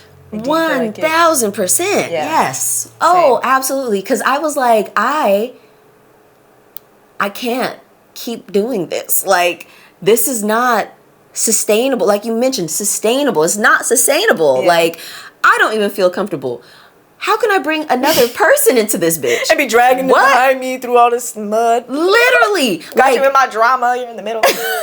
Like watching my mom do it on her own, which I think is definitely a piece of like, I think just a piece of generational trauma that stops with me too, you know, is like that, again, the hyper independence, but not because you feel like you want to, but because you're forced into it. Yeah, you absolutely had no choice. Yeah, it's like the survival mode like we've been talking about. We're gonna make it. We're gonna make it. And there's no option. And I'm like, no, that will not be me. That will not be me. And that was like, I'm waiting. I am fucking waiting. Like, I need to be sure that the man that I'm with is going to be there. We are locked the fuck in for life. Like, I need to make sure that person, I know them inside, outside, backwards, forwards. Yeah. They've seen me in my lowest. I've seen them at their lowest. We are like, you know what I mean? I'm not going to do that. And if that does not come in my lifetime, this is me talking at the time. If that does not come in my lifetime, then I'm not having any children. I'm not bringing that into my life. I'm not doing this on my own. Yeah. And I feel like for me, I had a similar reaction because, again, I grew up with like the custody battle, parents, you know, courts and things like that. So hard. And I didn't want that. I just felt like, especially young, you just feel like you can't trust anybody. Everyone's cheating on everybody. We all lying. Why would I have a kid? Because you almost feel like it's inevitable. I'm gonna have a kid. I'm gonna have a baby dad, and I'm not trying to do that. And so that was for me. I was like, I don't think I'm gonna have kids for that reason. Yeah. And then it turned into like, well, I'll have kids when I get married, just because for me at least that feels a little bit more like commitment. The law's involved. Yeah. You know what I mean? Like, you're my ex-husband. You have to support me. You're not just my baby daddy. You are my husband. Yes. And you know, like you said, where there's a chance, like I'm not thinking get married, have a kid the next year. I was always like, I want to be married for a while and figure out like the marriage works. Okay, now have a kid. Yes. And when I said that, I didn't think I would ever get married. I didn't really even believe in marriage when I said that. And so when I remember being, 19, and family being like, "You ever gonna have kids?" Just be like, 19. Man. But my brother had kids pretty young. Right, that's he was right. 18 when he had kids. So like I would always have them, and I've always been really good with kids. And so people would ask like, "Oh, do you want to have kids?" And I would always be like, "No." And then it went to like, okay, well, if I get married, yes. But then I also didn't really even believe that was a possibility for me or even something I wanted. So it was really just like, probably not. Yeah. Really. Honestly. Truly. Probably not. Probably not. Then I got married and it was like, oh, well, here we are. now, do you want to get kids? I don't know. Still think about it. Still weighing the options. But, so yeah, that was a question I had for you. But I did want to ask you, do you feel like you had to mourn? Like, because I was such an idealized person. Like, but do you feel like in letting go of these things, right? Do you feel like you had to mourn parts of yourself? Because yes. You have to let parts of yourself go. Yes. It feels like, yes, because it does feel like a death. Yeah. It feels like, oh my gosh, because it really is that part, those parts of you, the reason why it's so hooked on you and why it becomes a generational trauma is because it becomes like you. Yeah. It really is. I know we've mentioned a lot in this episode about survival mode, but it so much of that is why it continues and why it survives to the next generation. True. Because our parents, our grandparents, our great grandparents have worn this as protection. Yep. You know, like this has helped them survive. This has They've helped done them what live. they had to do. They did what they had to do. And no matter how shady or weird the decisions were, in their minds, it made sense. In their minds, it was a form of protection of getting them to that next step. And so I definitely feel like it's like chiseling or cutting a part of you off, because that part of you was trying to protect you. That part of you, however fucked up it manifests, that part of you was trying to keep you safe. Yeah. And so it's like you breaking down your safety barrier. You're like shattering it piece by piece. And it feels unnatural. It does. You know, it truly feels like a death. It truly, truly does. And but it's so different because it's you. It is. It's you mourning you. It's you mourning you. And it is hard to let go. It is. How many times that I thought about, like, even to this day, like, which is one of the ones that I mentioned that I'm still working on, is the opening up to people that I'm close with during, like, just period. You know what I mean? I think about things that matter to me. I think that's a better way to put it. That's still, it's a conscious effort. Yeah. I don't just do it like it's second nature. It's a conscious effort, because if I let my body decide, it's like, no, that's not safe. That's not safe. Nope. And so many times, even after, like, when I told myself I'm not, this whole cheating thing is a deeper issue. I need to fucking figure my shit out. So many times that I was like, I feel like cheating. You know what I mean? Like, it would be just so much easier if I could just do da-da-da. Or even if it wasn't cheating, I feel like being with hella different people. Yeah. You know what I mean? Like, and it's just like, but why? What is the satisfaction that's coming from this? What do you want out of that? And I feel like that is something that will stop you in those types of tracks. We're just like, what do you want out of that? Like, you're just like, oh, well, I guess nothing. I guess just like I don't know. A fleeting something. A fleeting something, and feeling like, man, I really need to, like, I'm not going to do it, and I did not do it, but the feeling of that, like, pulling feeling of like, no, I'm not. Why do I feel so strongly about this? I'm fucking grieving this weird ass shit. You know what I mean? And it's weird to say, and I feel like for folks out there who might not understand that, it might sound like, shut the fuck up. Right, like woo-woo. Yeah. Grieving yourself. Shut up. But at the same time, it's so fucking real. Like, yeah. What does some of your grieving process look like? For me, it was, at first, I had a lot of, like, anger and resentment for specifically, like, my adolescent self. Just being like, girl, you put me through so much. Ugh, my God, I don't even want to look at you. And that was so mean. Like, I remember being in therapy and my therapist being like, if you can listen to that version of you, what would they say? And she was like, take some time and just feel around for where that version of you is. What are they saying? And what I heard when I was, like, listening to that was just like, do you hate me? Or why do you hate me? And it was just like, oh my God. And then just being like, dang, like, when you look at, and it's so crazy, the older you get, like, right now at 31, if I look at a 16-year-old, you are a child. You are a baby. You're baby-faced. Mm-hmm. You just look like a child to me. And so the fact that I was being so hard on that version of me, I felt so bad. I felt so bad because I was like, girl, you didn't know anything. Just like all these other 16-year-olds. You think you know, but you don't know. You know what you know. You know 16 damn years worth of stuff, which is, I'm going to be honest with you, not a lot of stuff. Not a lot. It's not. It's impossible to know everything. And I feel like I carried that expectation because at 16 I did expect myself to just know things. I did expect myself to know better and do better and all these things. But it's like, how can you do better if you don't know better? Girl, you don't know. How could you know any of this shit? You're 16. You've never been in these situations. This is all new to you. And I was hard on you. I was hard on you when I was 16 and I'm hard on you now. Yep. And that day I was like, you know what? I'm not going to do that anymore because people did that to you. You did that to you. And I did that to you for so long that now, you know what? You are off the hook. Because, girl, you were 16. You were young. You were a young one. I don't even have to say I forgive you. I just have to say, girl, you're good. Yeah. You're good. And you did your best. You did your absolute best. And honestly, I wouldn't be here without you. Talk about it. Talk about it. I wouldn't be here without you. I do want to talk about, like, we mentioned mourning, and that for me was like a little bit of it was for healing, but it was also a little bit difficult. You know what I mean? And so something else that was difficult for me was detachment. And I remember my therapist saying, like, you got to detach. Like, you've got to detach. You're too attached to these things. And that felt like she was saying, you need to just not care about this. And that just always sounds so like, yeah, girl, I wish I could wave a magic wand and just not care. And just you know not what I mean? care. Just totally pluck it from my brain and not care about it anymore. But it wasn't so much detachment, or it wasn't so much that as it was just saying, like, look, this thing happened. I don't need to attach my, like, feelings to it. Or even like you were saying earlier, I don't need to attach myself to this thing. Right. Even if I do have these feelings, this doesn't need to become a part of me that stays with me, that I'm holding on to. You know, I don't have to do that. This doesn't have to become a part of me. I can actually detach from it.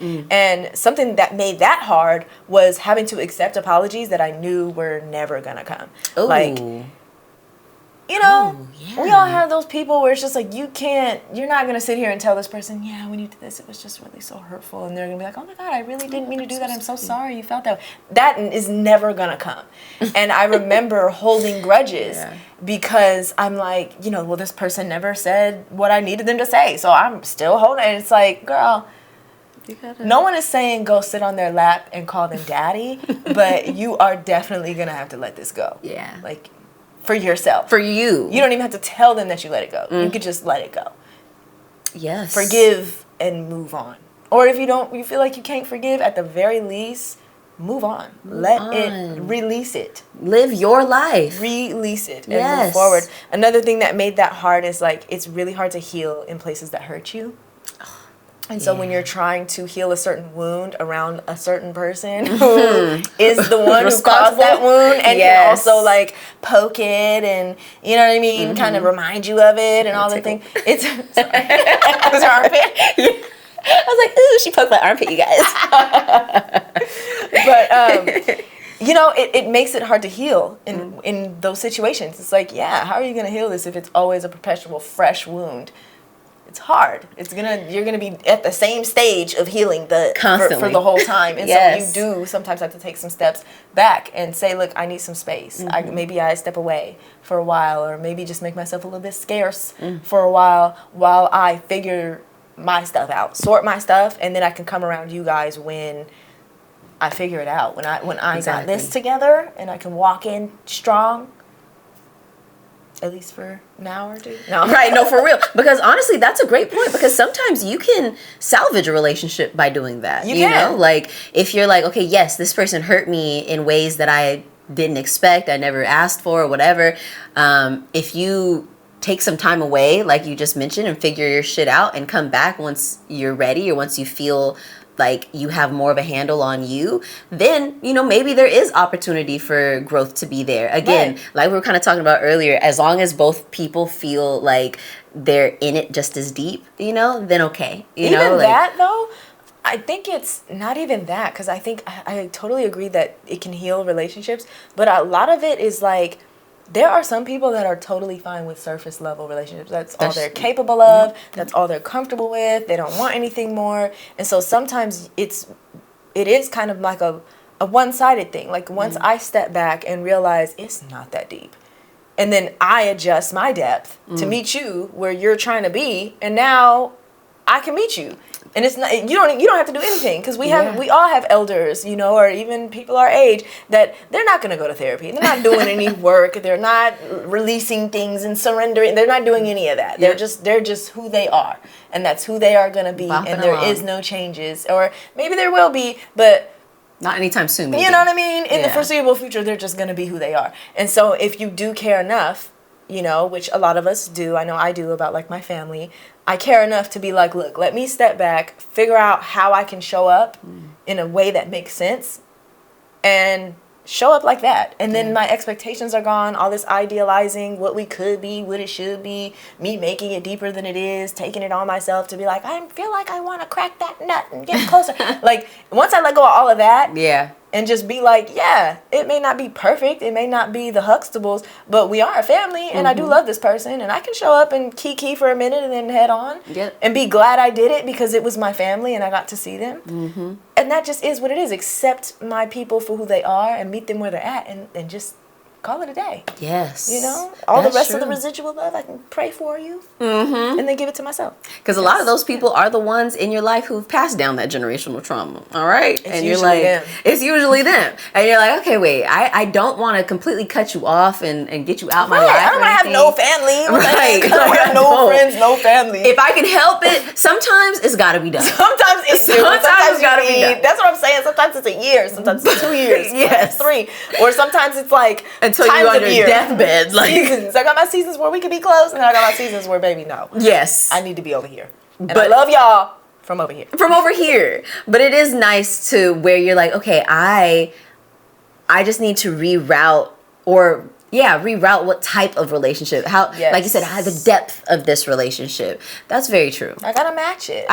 You know, and sometimes you don't want to match it. Sometimes people like we were talking about that nice nastiness. I'm not gonna match that, but I can match, like, okay, if I know you're nice nasty, I know I can't get too close. Right. You know, and I gotta sit over here and expect the nice nastiness. And also, something that I used to not do is admit that I didn't really like somebody. Like, I just had a hard time admitting that. Like, if I don't like them, I gotta overcompensate for the fact that I don't like you. When in reality, I just don't really like you. And it's okay. It's okay if you don't like me. It's okay if I don't like you.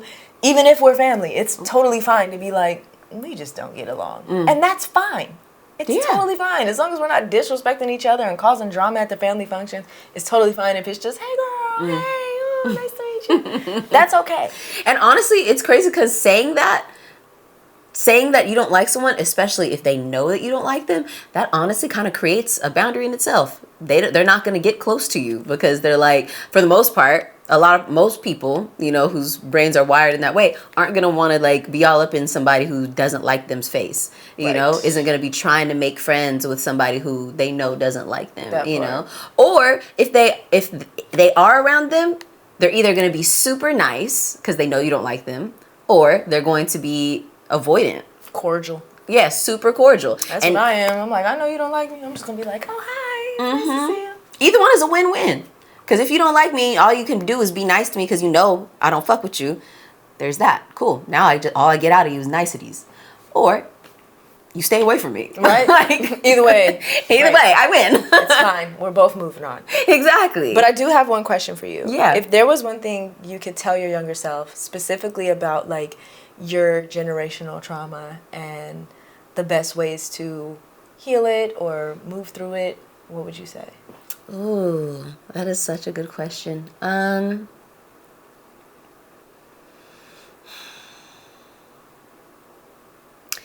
would say, little self, I would say I would let her know it's worth it in the end. It's gonna be, it's tough, but it's worth it in the end. Because sometimes it feels like, what is all this for? Right. You know? I'm making no progress. Or before you get to the end of it, you're like, is this even, like, is this gonna work? Is this gonna bring me closer to these people? Is this gonna be am I ever going to be my version of what a normal, quote, person could be? Like, God, you know, like, and I would tell her all the work that you have to do, everything that you go through, it's worth it, you know, at the end. For sure. And I would tell her, lean in, you know. Oh, I like that. Lean in, girl. Into it, girl. Lean in, because, you know, it's a part of our story. It's a part of how we become who we are. So just lean in. I like that. I like that. Yeah. What would you tell her, little Tosh? I would tell myself, little Latasha. I would tell myself, like, girl, it's not you. It can't all be you. You gotta stop blaming yourself. Stop blaming yourself for this stuff. Stop blaming me for this stuff. No. For real. And also, it's not that deep. You know, a lot of this stuff feels like deep. It feels so deep. It feels so deep. Things that happen to you as a child, they're deeper because you're a child. Yes. And you've only been on earth for however old you were, 8 years. That's not a long time to be alive, to be honest with you. It's not. It's like, of course, someone saying something about you that feels judgmental or feels not good is going to really cut you deep. But I think that's what I would say. And maybe I wouldn't say it like that, like it's not that deep, but it's just like, hey, girl, that they don't even matter. Like that thing that they said, it doesn't even matter. You don't need to hold that. It's not yours to hold. That wasn't, them saying that to you wasn't even about you. Yeah. So, and yeah, I guess that's the gist of it. Like this, not everything's about you, girl. It wasn't. These people are doing their thing. You don't have to hold it. When I was in an acting class, and my acting teacher said that to me, like, you don't always have to catch the ball. And he was talking about acting, like in a scene we were doing improv. And it's like if someone throws an emotion at you, you don't always have to catch it. And you could totally just be like, I don't want that. I don't want to be angry with you. Oh, that's a good one. I like that. You don't have to do it. You don't have to catch the ball. Oh, you don't got to pick up what somebody putting down? You don't have to. You don't have to hold it. You could totally be like, I don't want this, and set it down. Yes. You know, this is perfect because my last question to you was going to be what positive generational teaching or knowing do you want to pass down to the next generation? I like that. And I feel like this is also very much absolutely that, like, you know? Like, absolutely, like, own your shit. I feel like that's the main one. Of like, we're responsible for our things. So I want to be that example for my kids, and then even just the people around me, where it's just like, I can own my stuff. Like, I don't, a little bit like what you were saying where, and I know you were talking about like being hyper independent and like being like, oh, I don't need you to, you know, hold my worries or whatever. I can hold my own worries and whatever. But I feel like maybe a healthier version of that, where it's just, I don't really need you to be responsible for me, you know, being hurt. You know what I mean? It would be nice if you cared, but I don't need you to care for it to matter. You know what I mean? For me to care, for me to be like, no, this is a big deal and it does matter, and I'm going to go over here and treat myself delicately because of how this has made me feel. I don't need you to do that. Right. I got me. I feel like I'm still working on that. You know what I mean? Of like, especially people closer to me. It's a lot less people that I feel like that about. Really mainly like my husband. But even that is like, do you really need him to care about this and this feeling that you have in order for you to care about it, or in order for you to feel like it matters? Do you really need him to get on board with it mattering, for it to matter to you? Ooh. And sometimes yes, but sometimes you need to care too. Yes. Shucks. Sometimes you need to care. Thank you. But anyway. So yeah, girl. Yeah. It's enough that you're there for you. And I wasn't there for myself for a long time, so I'm glad I'm doing that, because then it just makes it like you're so much more resilient. Somebody can come for you, and you'll really just be like, let me go over here and be by myself and. I have my own back. Okay, let me get a Caesar salad with some salmon and some fries. Okay. Pour me a glass of wine. Thank you. And watch one of my favorite movies. Because I got my own back. I care about it. I know that I'm worth fighting for and all the things. I don't need y'all's approval or validation. Okay, I'll take care of myself. I'll take care of myself. And I know the people, I surround myself with people who I can be open and vulnerable with. I'm going to call my mom and be like, you'll never guess what they said. They're so rude. Thank you. Thank you. And she'll give me some care. She'll be like, oh, you're so rude. Thank you, Mom.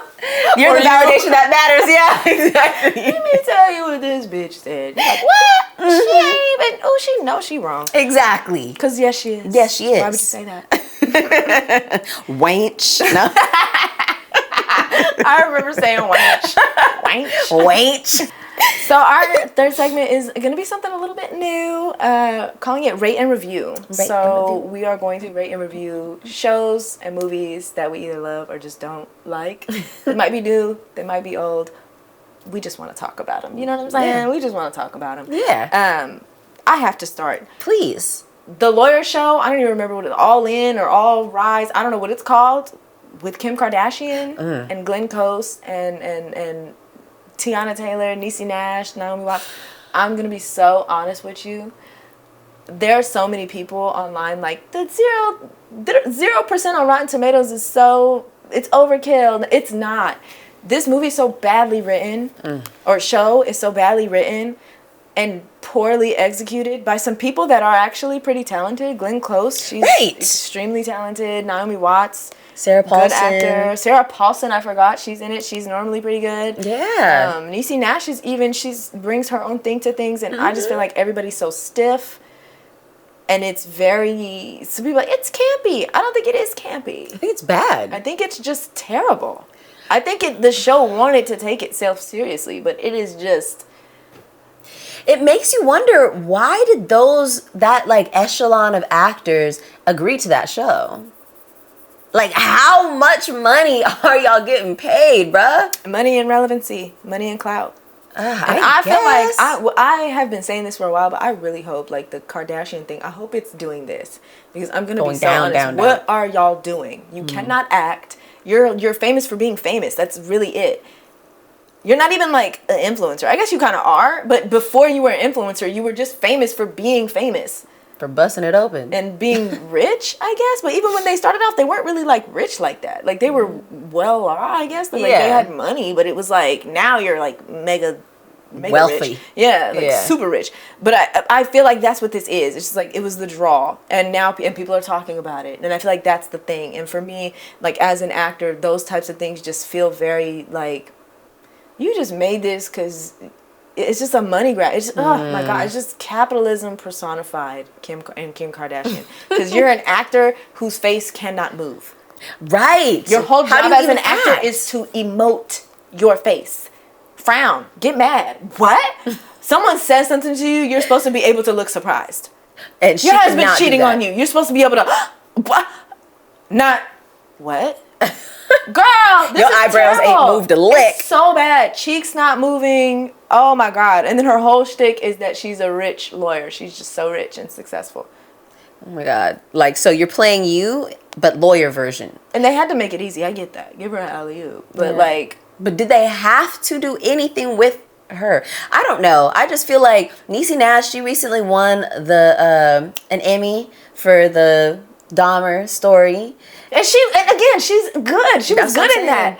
And the cast they surrounded her with a good cast, but I feel like everybody met her. Close. Everybody met her. You know what I mean? Like, she didn't rise up to meet them. They lowered their performances to meet hers. And it's Ryan Murphy whose show it is, right? Yeah, but Kim Kardashian is an executive producer. Oh, so. Is she? Well, a big F you to both of them, because what they got going on right now is just... You gotta be ashamed of yourself. Kim Kardashian, you could be an executive producer, and I honestly don't mind her making a appearance in the show, but to make yourself the lead... Crazy. It's crazy. I'm sorry. That's like, crazy. I mean, I get it. We all would do it if we could. You know what I'm saying? But like, girl... I don't know. And the fact that it got on Hulu, like, I'm glad they gave it 0%, because it's 0%. I was just gonna say, how many stars? 0.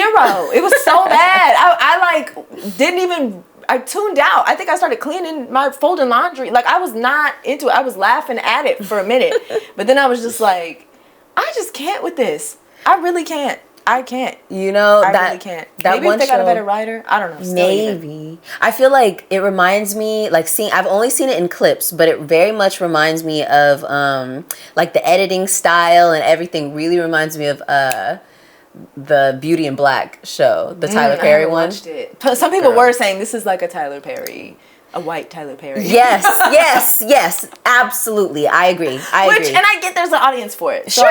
And there were people saying, people are just, it's campy. It's really da-da-da. And I just feel like you just like Kim Kardashian and you want to like this. And I think that's what, they're banking on. Her fan base.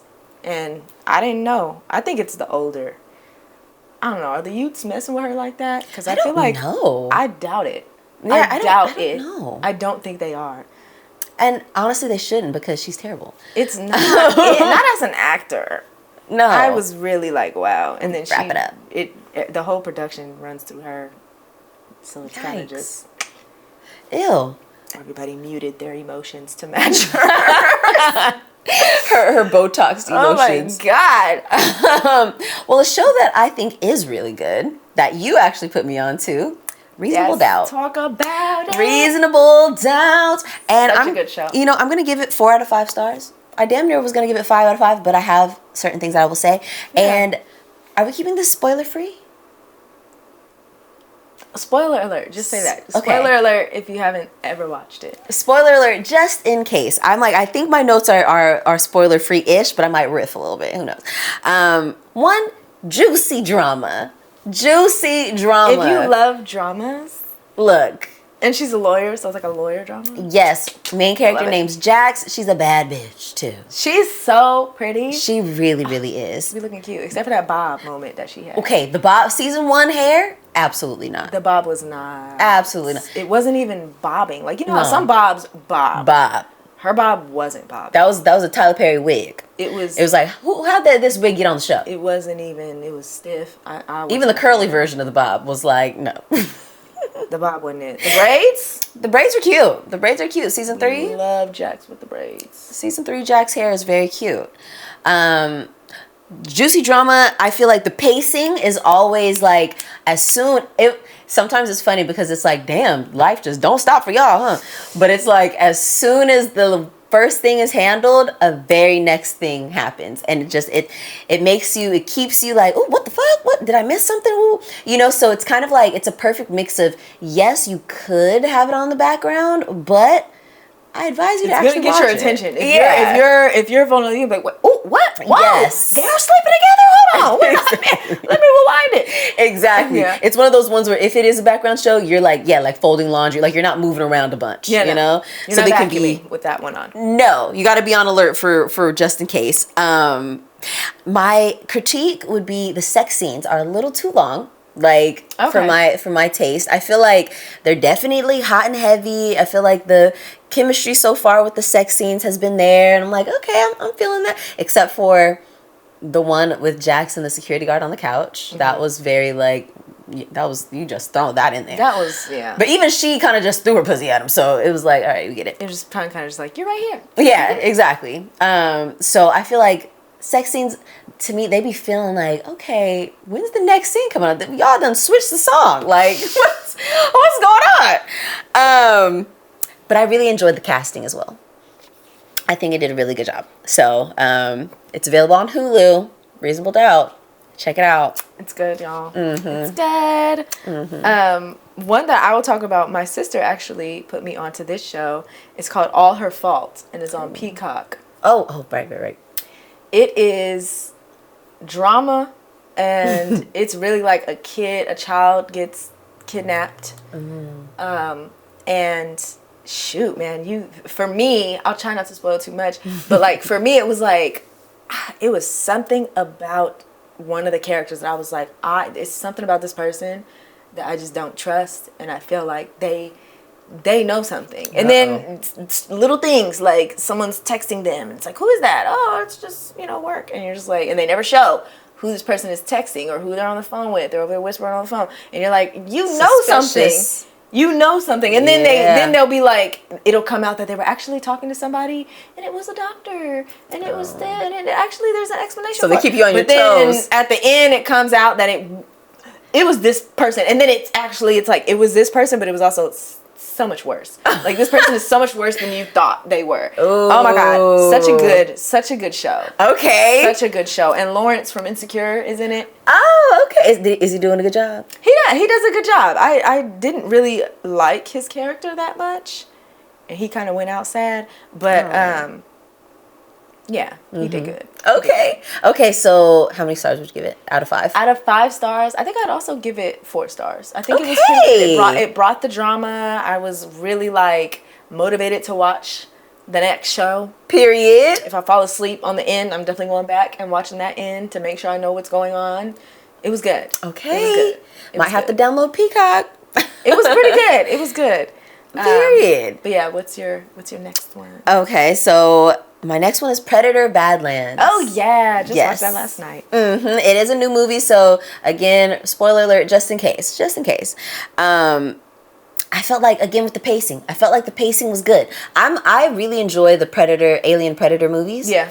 And, the Alien show just ended. Did you end up watching the Alien show? Yeah, we did. So I felt, and it's two totally different directors and all things, but the last, like, 3 Predator movies, like, one was the, called Prey. Yeah, I loved that. That was really good. I've watched that movie like 3 times. Very Same director. I think his name's Dan Trechberg. And then there was the animated one on Netflix. Mm-hmm. That one was good. I forgot what it was called, but it's like Killer Be Kill or Kill of the Killers, something like that. And then now Predator Badlands. So same director, and I felt like I could kind of tell. It felt like, okay, you're taking it in a different direction. I felt like the pacing was really good. As soon as it was like, what's gonna happen, something happened. Yeah. I thought that it was different than other Predator and Alien movies because it was like, I felt like there was more story, more storytelling. And I wasn't expecting that. I was expecting a lot more like action slasher, kind of gory. You know how it is. Right. But I kind of liked it. Yeah. I was like, oh, this is different. It grounded Predator. Yes. More, which is like obviously Predator he's a predator because he's a predator. He wants to be the best predator out there, and that's his story. Yes. But this predator he did have, or I guess, what do they call him? Yautja. That Yautja, he had, you learn their species, you learn that, they have clans and hierarchies and all the things, and they have feelings. I know. Like, oh, okay. I just couldn't take how mean he was being to old girl. He was being really mean to her. Thea. Yeah, Thea. He was being so mean to her. I know. And I was just like, ugh, I'm going to use you, tool. I know. I mean, she was a synth. She was synthetic. And for me, it was she definitely was a synth.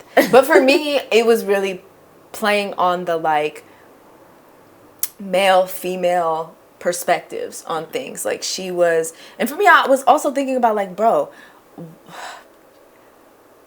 she was being so sweet the whole time. And then she saved him and all the, just everything she could do. She was just, oh, it's okay. And he was being so standoffish and mean. And I feel like I was like, this is the message they send to women. Like, if a man is being mean, you'll win him over with niceness. Just keep being nice. Just keep being nice. Don't ever snap on him.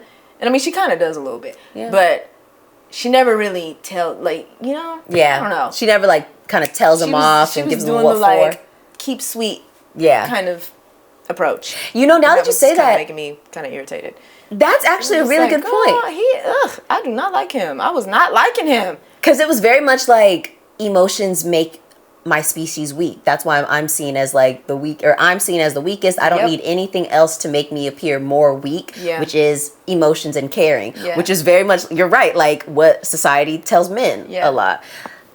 Good observation, and Taj. to me, that's what I was like, this is mirroring a lot of the issues that we have with men. And then you could tell that a man wrote the synthetic woman, which it is good that she's a synthetic woman, like you said. Reminding myself of that, because it's like she is synthetic, and when it said that her role was to come to the planet to emotionally connect to the creatures, to manipulate them. Yes. And she did end up manipulating them. She absolutely did. So I think maybe it was like keep sweet, because as long as I keep sweet, I run the show. You're not gonna know that you're actually doing exactly what I want you to do. Mm-hmm. Just like in My Big Fat Greek Wedding, where she's like, he thinks he's the head, but I'm the neck. I move that motherfucker, all right? I'll let you be the head. We all know the head only looks where the neck takes it. Hello? Exactly. All I gotta do is stiffen up on that motherfucker. He ain't gonna look that way no more. And I do feel like analyzing it, that is exactly what happened. And then they end up coming together at the end. Oh, sorry, spoiler. Right. You already know. You got that spoiler alert. True. Okay, how many stars are you giving it? Out of 5. Yeah. I know.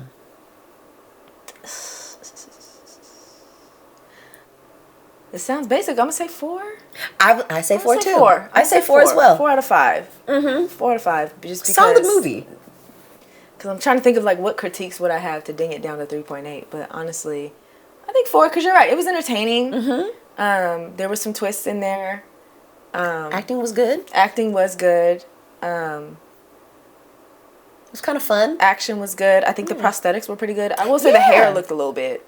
What is his hair supposed to be? Yeah, right. It's looking like plastic tubing for a minute. It's just like, is this rubber? What is this? Like, why does it look like the hairs? Because everything else looked really good. The way his mouth was moving, that was crazy. That was crazy. Like, whoever did that, I want to look at who did that, because they did that. They did their thing. They did that. His face, the dad's face, yeah.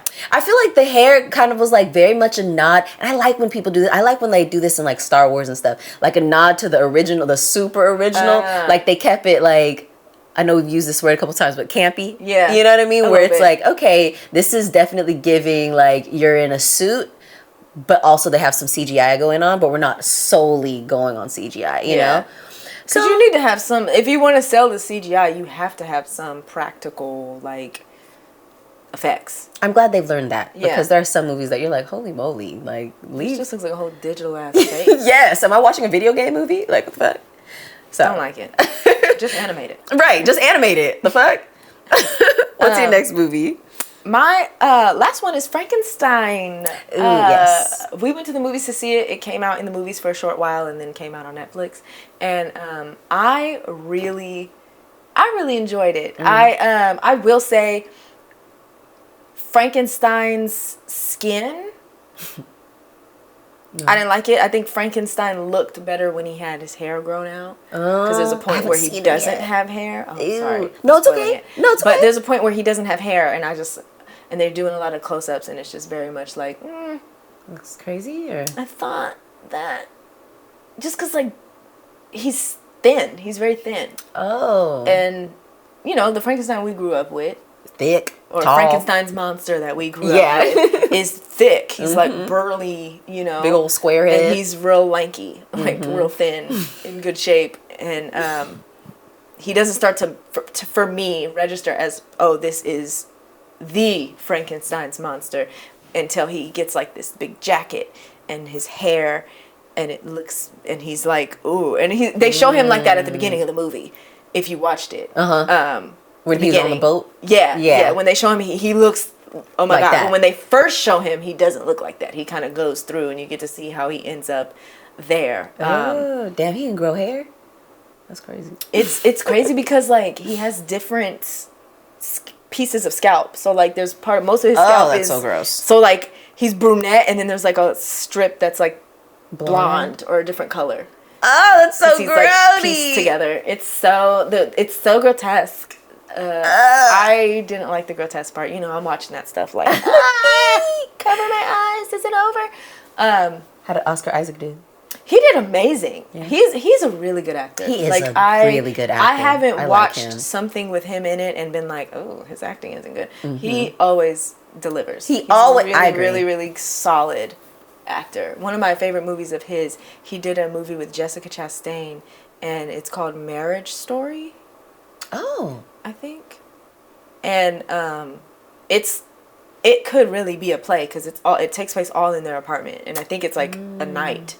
The whole movie takes it, and it's really just like their marriage is falling apart, and they're talking. They have a daughter, and they're like discussing it and kind of going through the motions of a divorce. And I think they end on like a decent note. Mutually. Let's just end this note. I think I'm gonna have to watch that. It's good. I like it because I really like his acting. He's and Jessica good. Chastain, she's good too. Also another solid actor. So yeah, that movie's good. So I think Oscar Isaac did good, and I will even say I think Jacob Elordi did a good job as Frankenstein, because he kind of disappears into that character a little bit. Yo, that's right. He's the monster. Yeah, and so I think that for me, it's real obvious that it's him at first, because he's bald and it's just like him. And at first, you are kind of like Dale was like, I don't know, this monster. I don't know if I like it. And I was like, yeah, I don't know. Like, he's not green. It's just giving like Jacob Elordi playing monster. But I mean, he does do a good job of like making it seem like he is new to this world. You know what I mean? And yeah, you do feel for him, and I think he does a good job. He does do a good job. But then there are parts where you're kind of like, it's kind of stupid, but it's not his fault. It's not his fault. I'm trying not to like over explain the scene that I'm talking about. Yeah. But after you watch it, I feel like there's like Okay. Okay. This wouldn't happen like this. But other than that, honestly, I do think I like the story. I love that they stuck to the original message of like, this is monster is just misunderstood. Like, he's just misunderstood. It honestly made me want to read the book again because I remember reading Mary Shelley's Frankenstein when I was in high school. Yep, same. And I liked it. I really liked it. And I remember being really, like, it really standing out to me because a woman wrote it. And I was just going to say. We didn't read a lot of women's literature in my English classes. And it's an iconic story, like, again, throughout generations. And she wrote it so long ago. Yes. Like, it's old. I want to say, like, 1800s, was it? Yeah. It's an old story.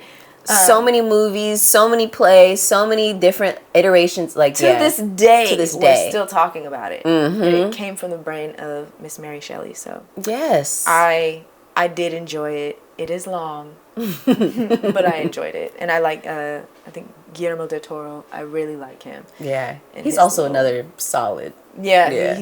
Filmmaker, and I like what he's doing because he's like very anti AI, and so he does like a lot of like stop motion and really wants things to be like, again.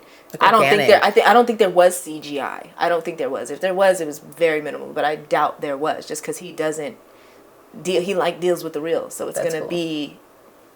And I think that was the part where it's like, maybe a little bit of CGI.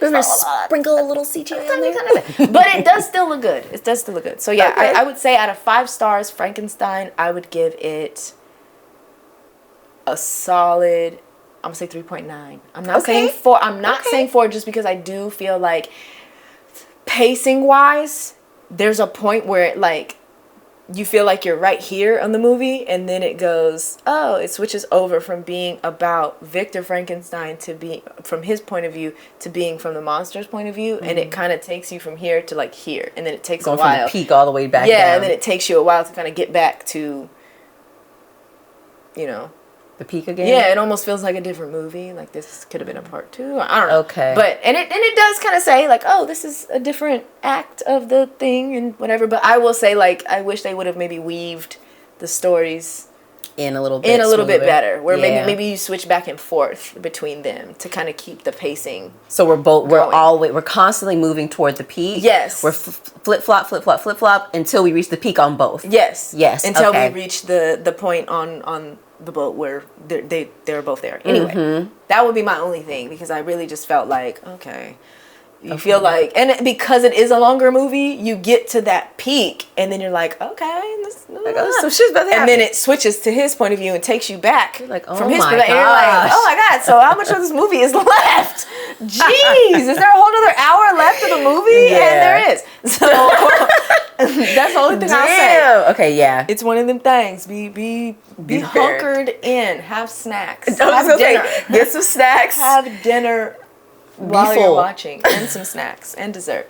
There you go. But yeah, full course meal. Good movie though. Okay. That's on my list. We fell asleep like kind of toward the beginning, but yeah, we're gonna do it again. My last one is the Vince Staples Show. The new season of the Vince Staples Show. Did you watch it? The first season. I did watch the first season. Okay. And I did watch like maybe 2 or 3 episodes of the second season. Okay. So the first season I enjoyed. I mean, I feel like, honestly, I think I feel the same about the second season as I do about the first. Like, I feel like the second season, to me, there were more laugh out loud moments. Like, I was like, like, whether it be just because it's dumb as fuck or because it was actually funny. It was like, I felt a few more laugh out loud moments from that. I have to give it credit for being original. It is, I will say, Vince Staples has a very original mind. Yeah. It's like, whoa. And he's funny. He's funny. And he doesn't even mean to be funny. Right. And so I think that the show does that a lot, where it's like, you're not even, what is this?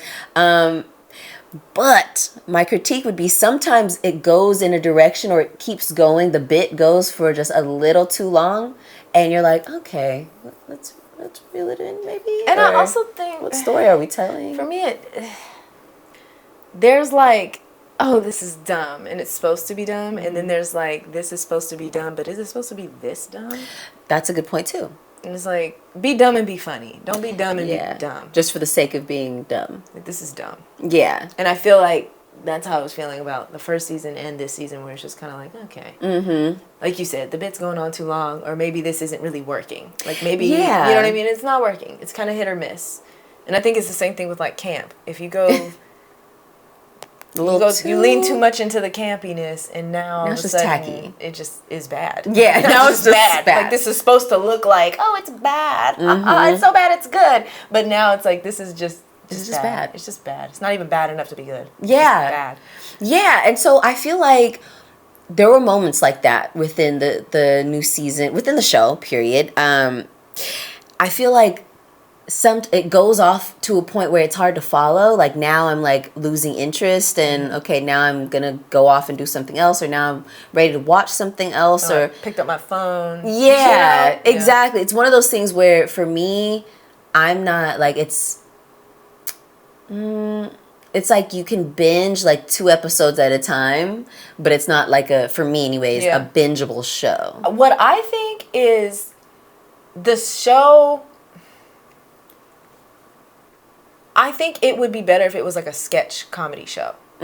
Yes. Because I think he comes up with like really good scenarios, and they're really funny, and it's like, you know, oh, some dude's robbing a bank and he ends up knowing the dude from the hood because they both grew up, and he's Vince Staples. I do like that he's Vince Staples. Yes, me I too. like that. Like, keep that, because you're funny, and it is your life, like your perspective, or, you know, whatever.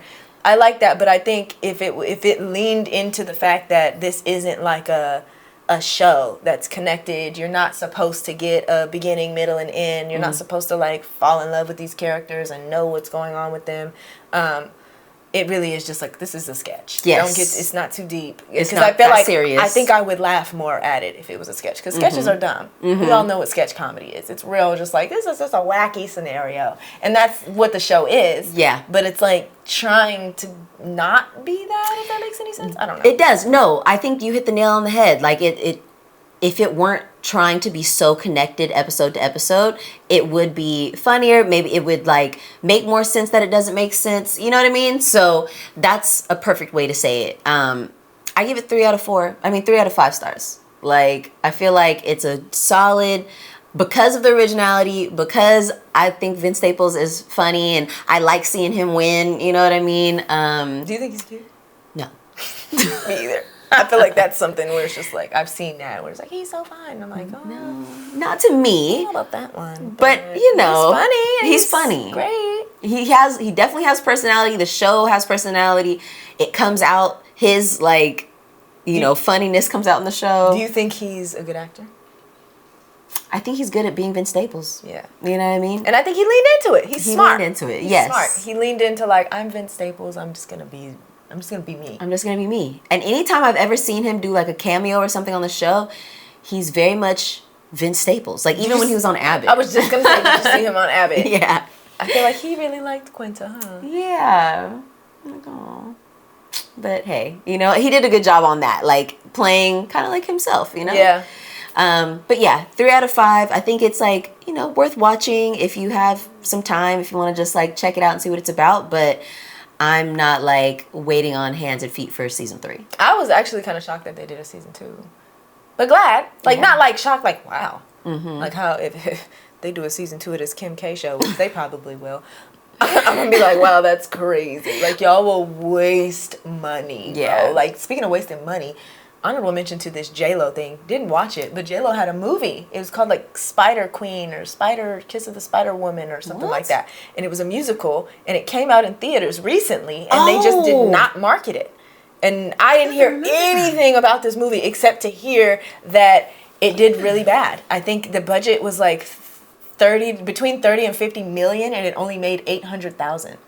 Because she's like, office. I feel like I remember that where she's like bouncing around different like timelines of her life or something. Maybe. Like something I like that. literally I heard nothing about it except for it did terrible in the box office. I believe that. Like J-Lo. And I just Stick to the rom-coms, girl. I feel like, you know, as an actor and a writer, you're like, damn, these people will waste $33 million. Yeah. Because it's J-Lo, you're willing to give $33 million and only get 800,000 back. at the box office. It's like how we were talking about with the Sydney Sweeney thing. Like, And if the you're... Kim K thing. Yep. It's just really like, man. And for me, it just really shows you, like, these big studio, these executives, these people, they're so out of touch with actual audiences. And I think, you know, maybe you're cool with that? I don't know. Maybe you're cool with like, that is crazy. Can you imagine investing $33 million, $50 million in a movie and getting back $800,000? That's my return on investment. Oh my gosh. And it's I lost J-Lo. so much money. I lost so much money. She's really, I don't know what. And whatever money went into press, Do you whatever think press she there was. pissed someone off, or you think she earned the hate that she's getting? Because this J-Lo is not having a good time these past few years. I think she's got to. It can't just be everybody's being mean to J-Lo. I'm gonna be honest. Like, there's so many people who have these kind of negative stories about her. You know what I mean? But where, you know what I mean? Like, they're like, yeah, she sucks. Do you remember? I'm like, it can't be everybody. Do you remember that clip of her? I don't know what context this is in, where this comes from, but she's walking around her old neighborhood, and there's a dude in this house, and she's like, I used to live there. And he's like, who? Yeah. She's like, me. I used to live there. He's like, who are you? Yeah. She's like, Jennifer. He's like, Jennifer? I don't know. She's like, Jennifer Lopez. She's like, my name's Jennifer. I used to live there. I'm like, that is so embarrassing. Why would they not cut that out? Why would you not cut that Since out? you're so Jenny from the block.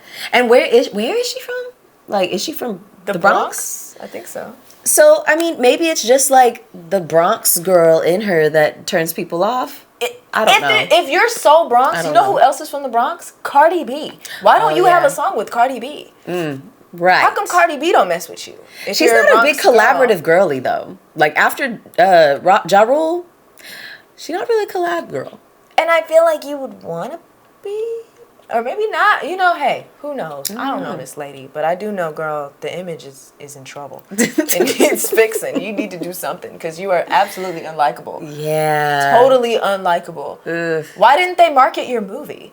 That's nuts. I don't know why. You need a new PR person. Or if they were marketing, how come we didn't see any of it? Because I feel like we would fit somewhere in the demographic of audience they would want to reach. Right. So, like, I don't understand. We saw nothing of this movie. Nope. Nothing. So. Crazy to me. But, hey, girl. 1 out of 5 stars. No. I don't feel bad for you, though, because you're going to be all right. Right. You are going to be fine. You are just fine, girl. And that will take us to our thank you. And we're just going to give, a quick little thanks to the Supreme Court for doing one thing right now. Right. They stopped the overturning of gay marriage. Was like, what are we doing? It tells us where we're at. But I will say, the story behind this is, I guess there was a lady, I don't know if she was like a state judge or what this was. She was somebody who was, I guess, in charge of administering marriage licenses. And she got in trouble because she refused to give a marriage license to an LGBTQ couple. And she, told them she wouldn't give them a marriage license. And so, of course, they sued. Who the fuck are you? Backlash. And she got in trouble. And then she in turn was like, you know what? I don't want to pay these damages. I don't want to accrue this. Let's actually challenge gay marriage. Let's take it to the Supreme Court. And this being rejected is like, now you got to pay over $300,000 in damages to this couple. As you that was just trying to get married. 2 consenting adults. What are we doing? Literally, who are you to stop them? People in these fucking positions be taking the little bit of power they have and running with it. You're doing too dang much, person. You're doing the most. You're doing too much. So, yeah. Thank you for not caving to this weird whatever's going on. All this hatred and bigotry. Truly. I mean, like you said, there's a few things the Supreme Court is, we looking at y'all sideways as hell on a lot of shit. Okay, because so thank you for throwing us a fucking bone, bro. Thanks for not. Yeah. I wish y'all would have done that with Roe versus Wade. But here we are. And here we are. Nevertheless. She persisted. Oh gosh, well, we are having such a good time here with y'all, and we hope to continue and let the good times roll. So stay connected with us. You can find us online on all the little digital spaces: TikTok, Instagram, YouTube, and Substack at howtobereal. Our personal pages, I'm at the Tasha B. No, she's at the top of me. I'm at justsay_tay. Yes. And always please subscribe to our Substack. Again, as we mentioned at the beginning, we have a brand new newsletter out right now for y'all. So go ahead and check out our Substack. You can send us a listener letter at heyhowtobereal@gmail.com, and we miss those. So we do. Send us a letter, guys. Yeah. And Gals? don't forget to guys and gals. Don't forget to rate, review, leave a comment on the podcast, whether you're listening on Spotify, on Apple, or on YouTube. A little bit goes a long way. So go ahead and share it with a friend. Yeah. And remember, we're not therapists. We just have them. That part. You know, take a little bit. We're just in therapy. We're just in therapy, trying to share the good word. Yes, I like that. Share the good news. Share the good news. The good vibes. And this week's random reel is on me. It sure is, girl. Talk it out. And I just have a little quote that I want to share from Carl Jung. Not sure who Carl Jung is, but I found the quote and I thought it was awesome. I am not what happened to me. I am what I choose to become. The choices, baby. The choices. The choices. And I felt like what better time to share that quote than on this episode on generational trauma. So yes, girl. You have the Be choice. Intentional people make choices. Yes. I like that. And with that, Stay real.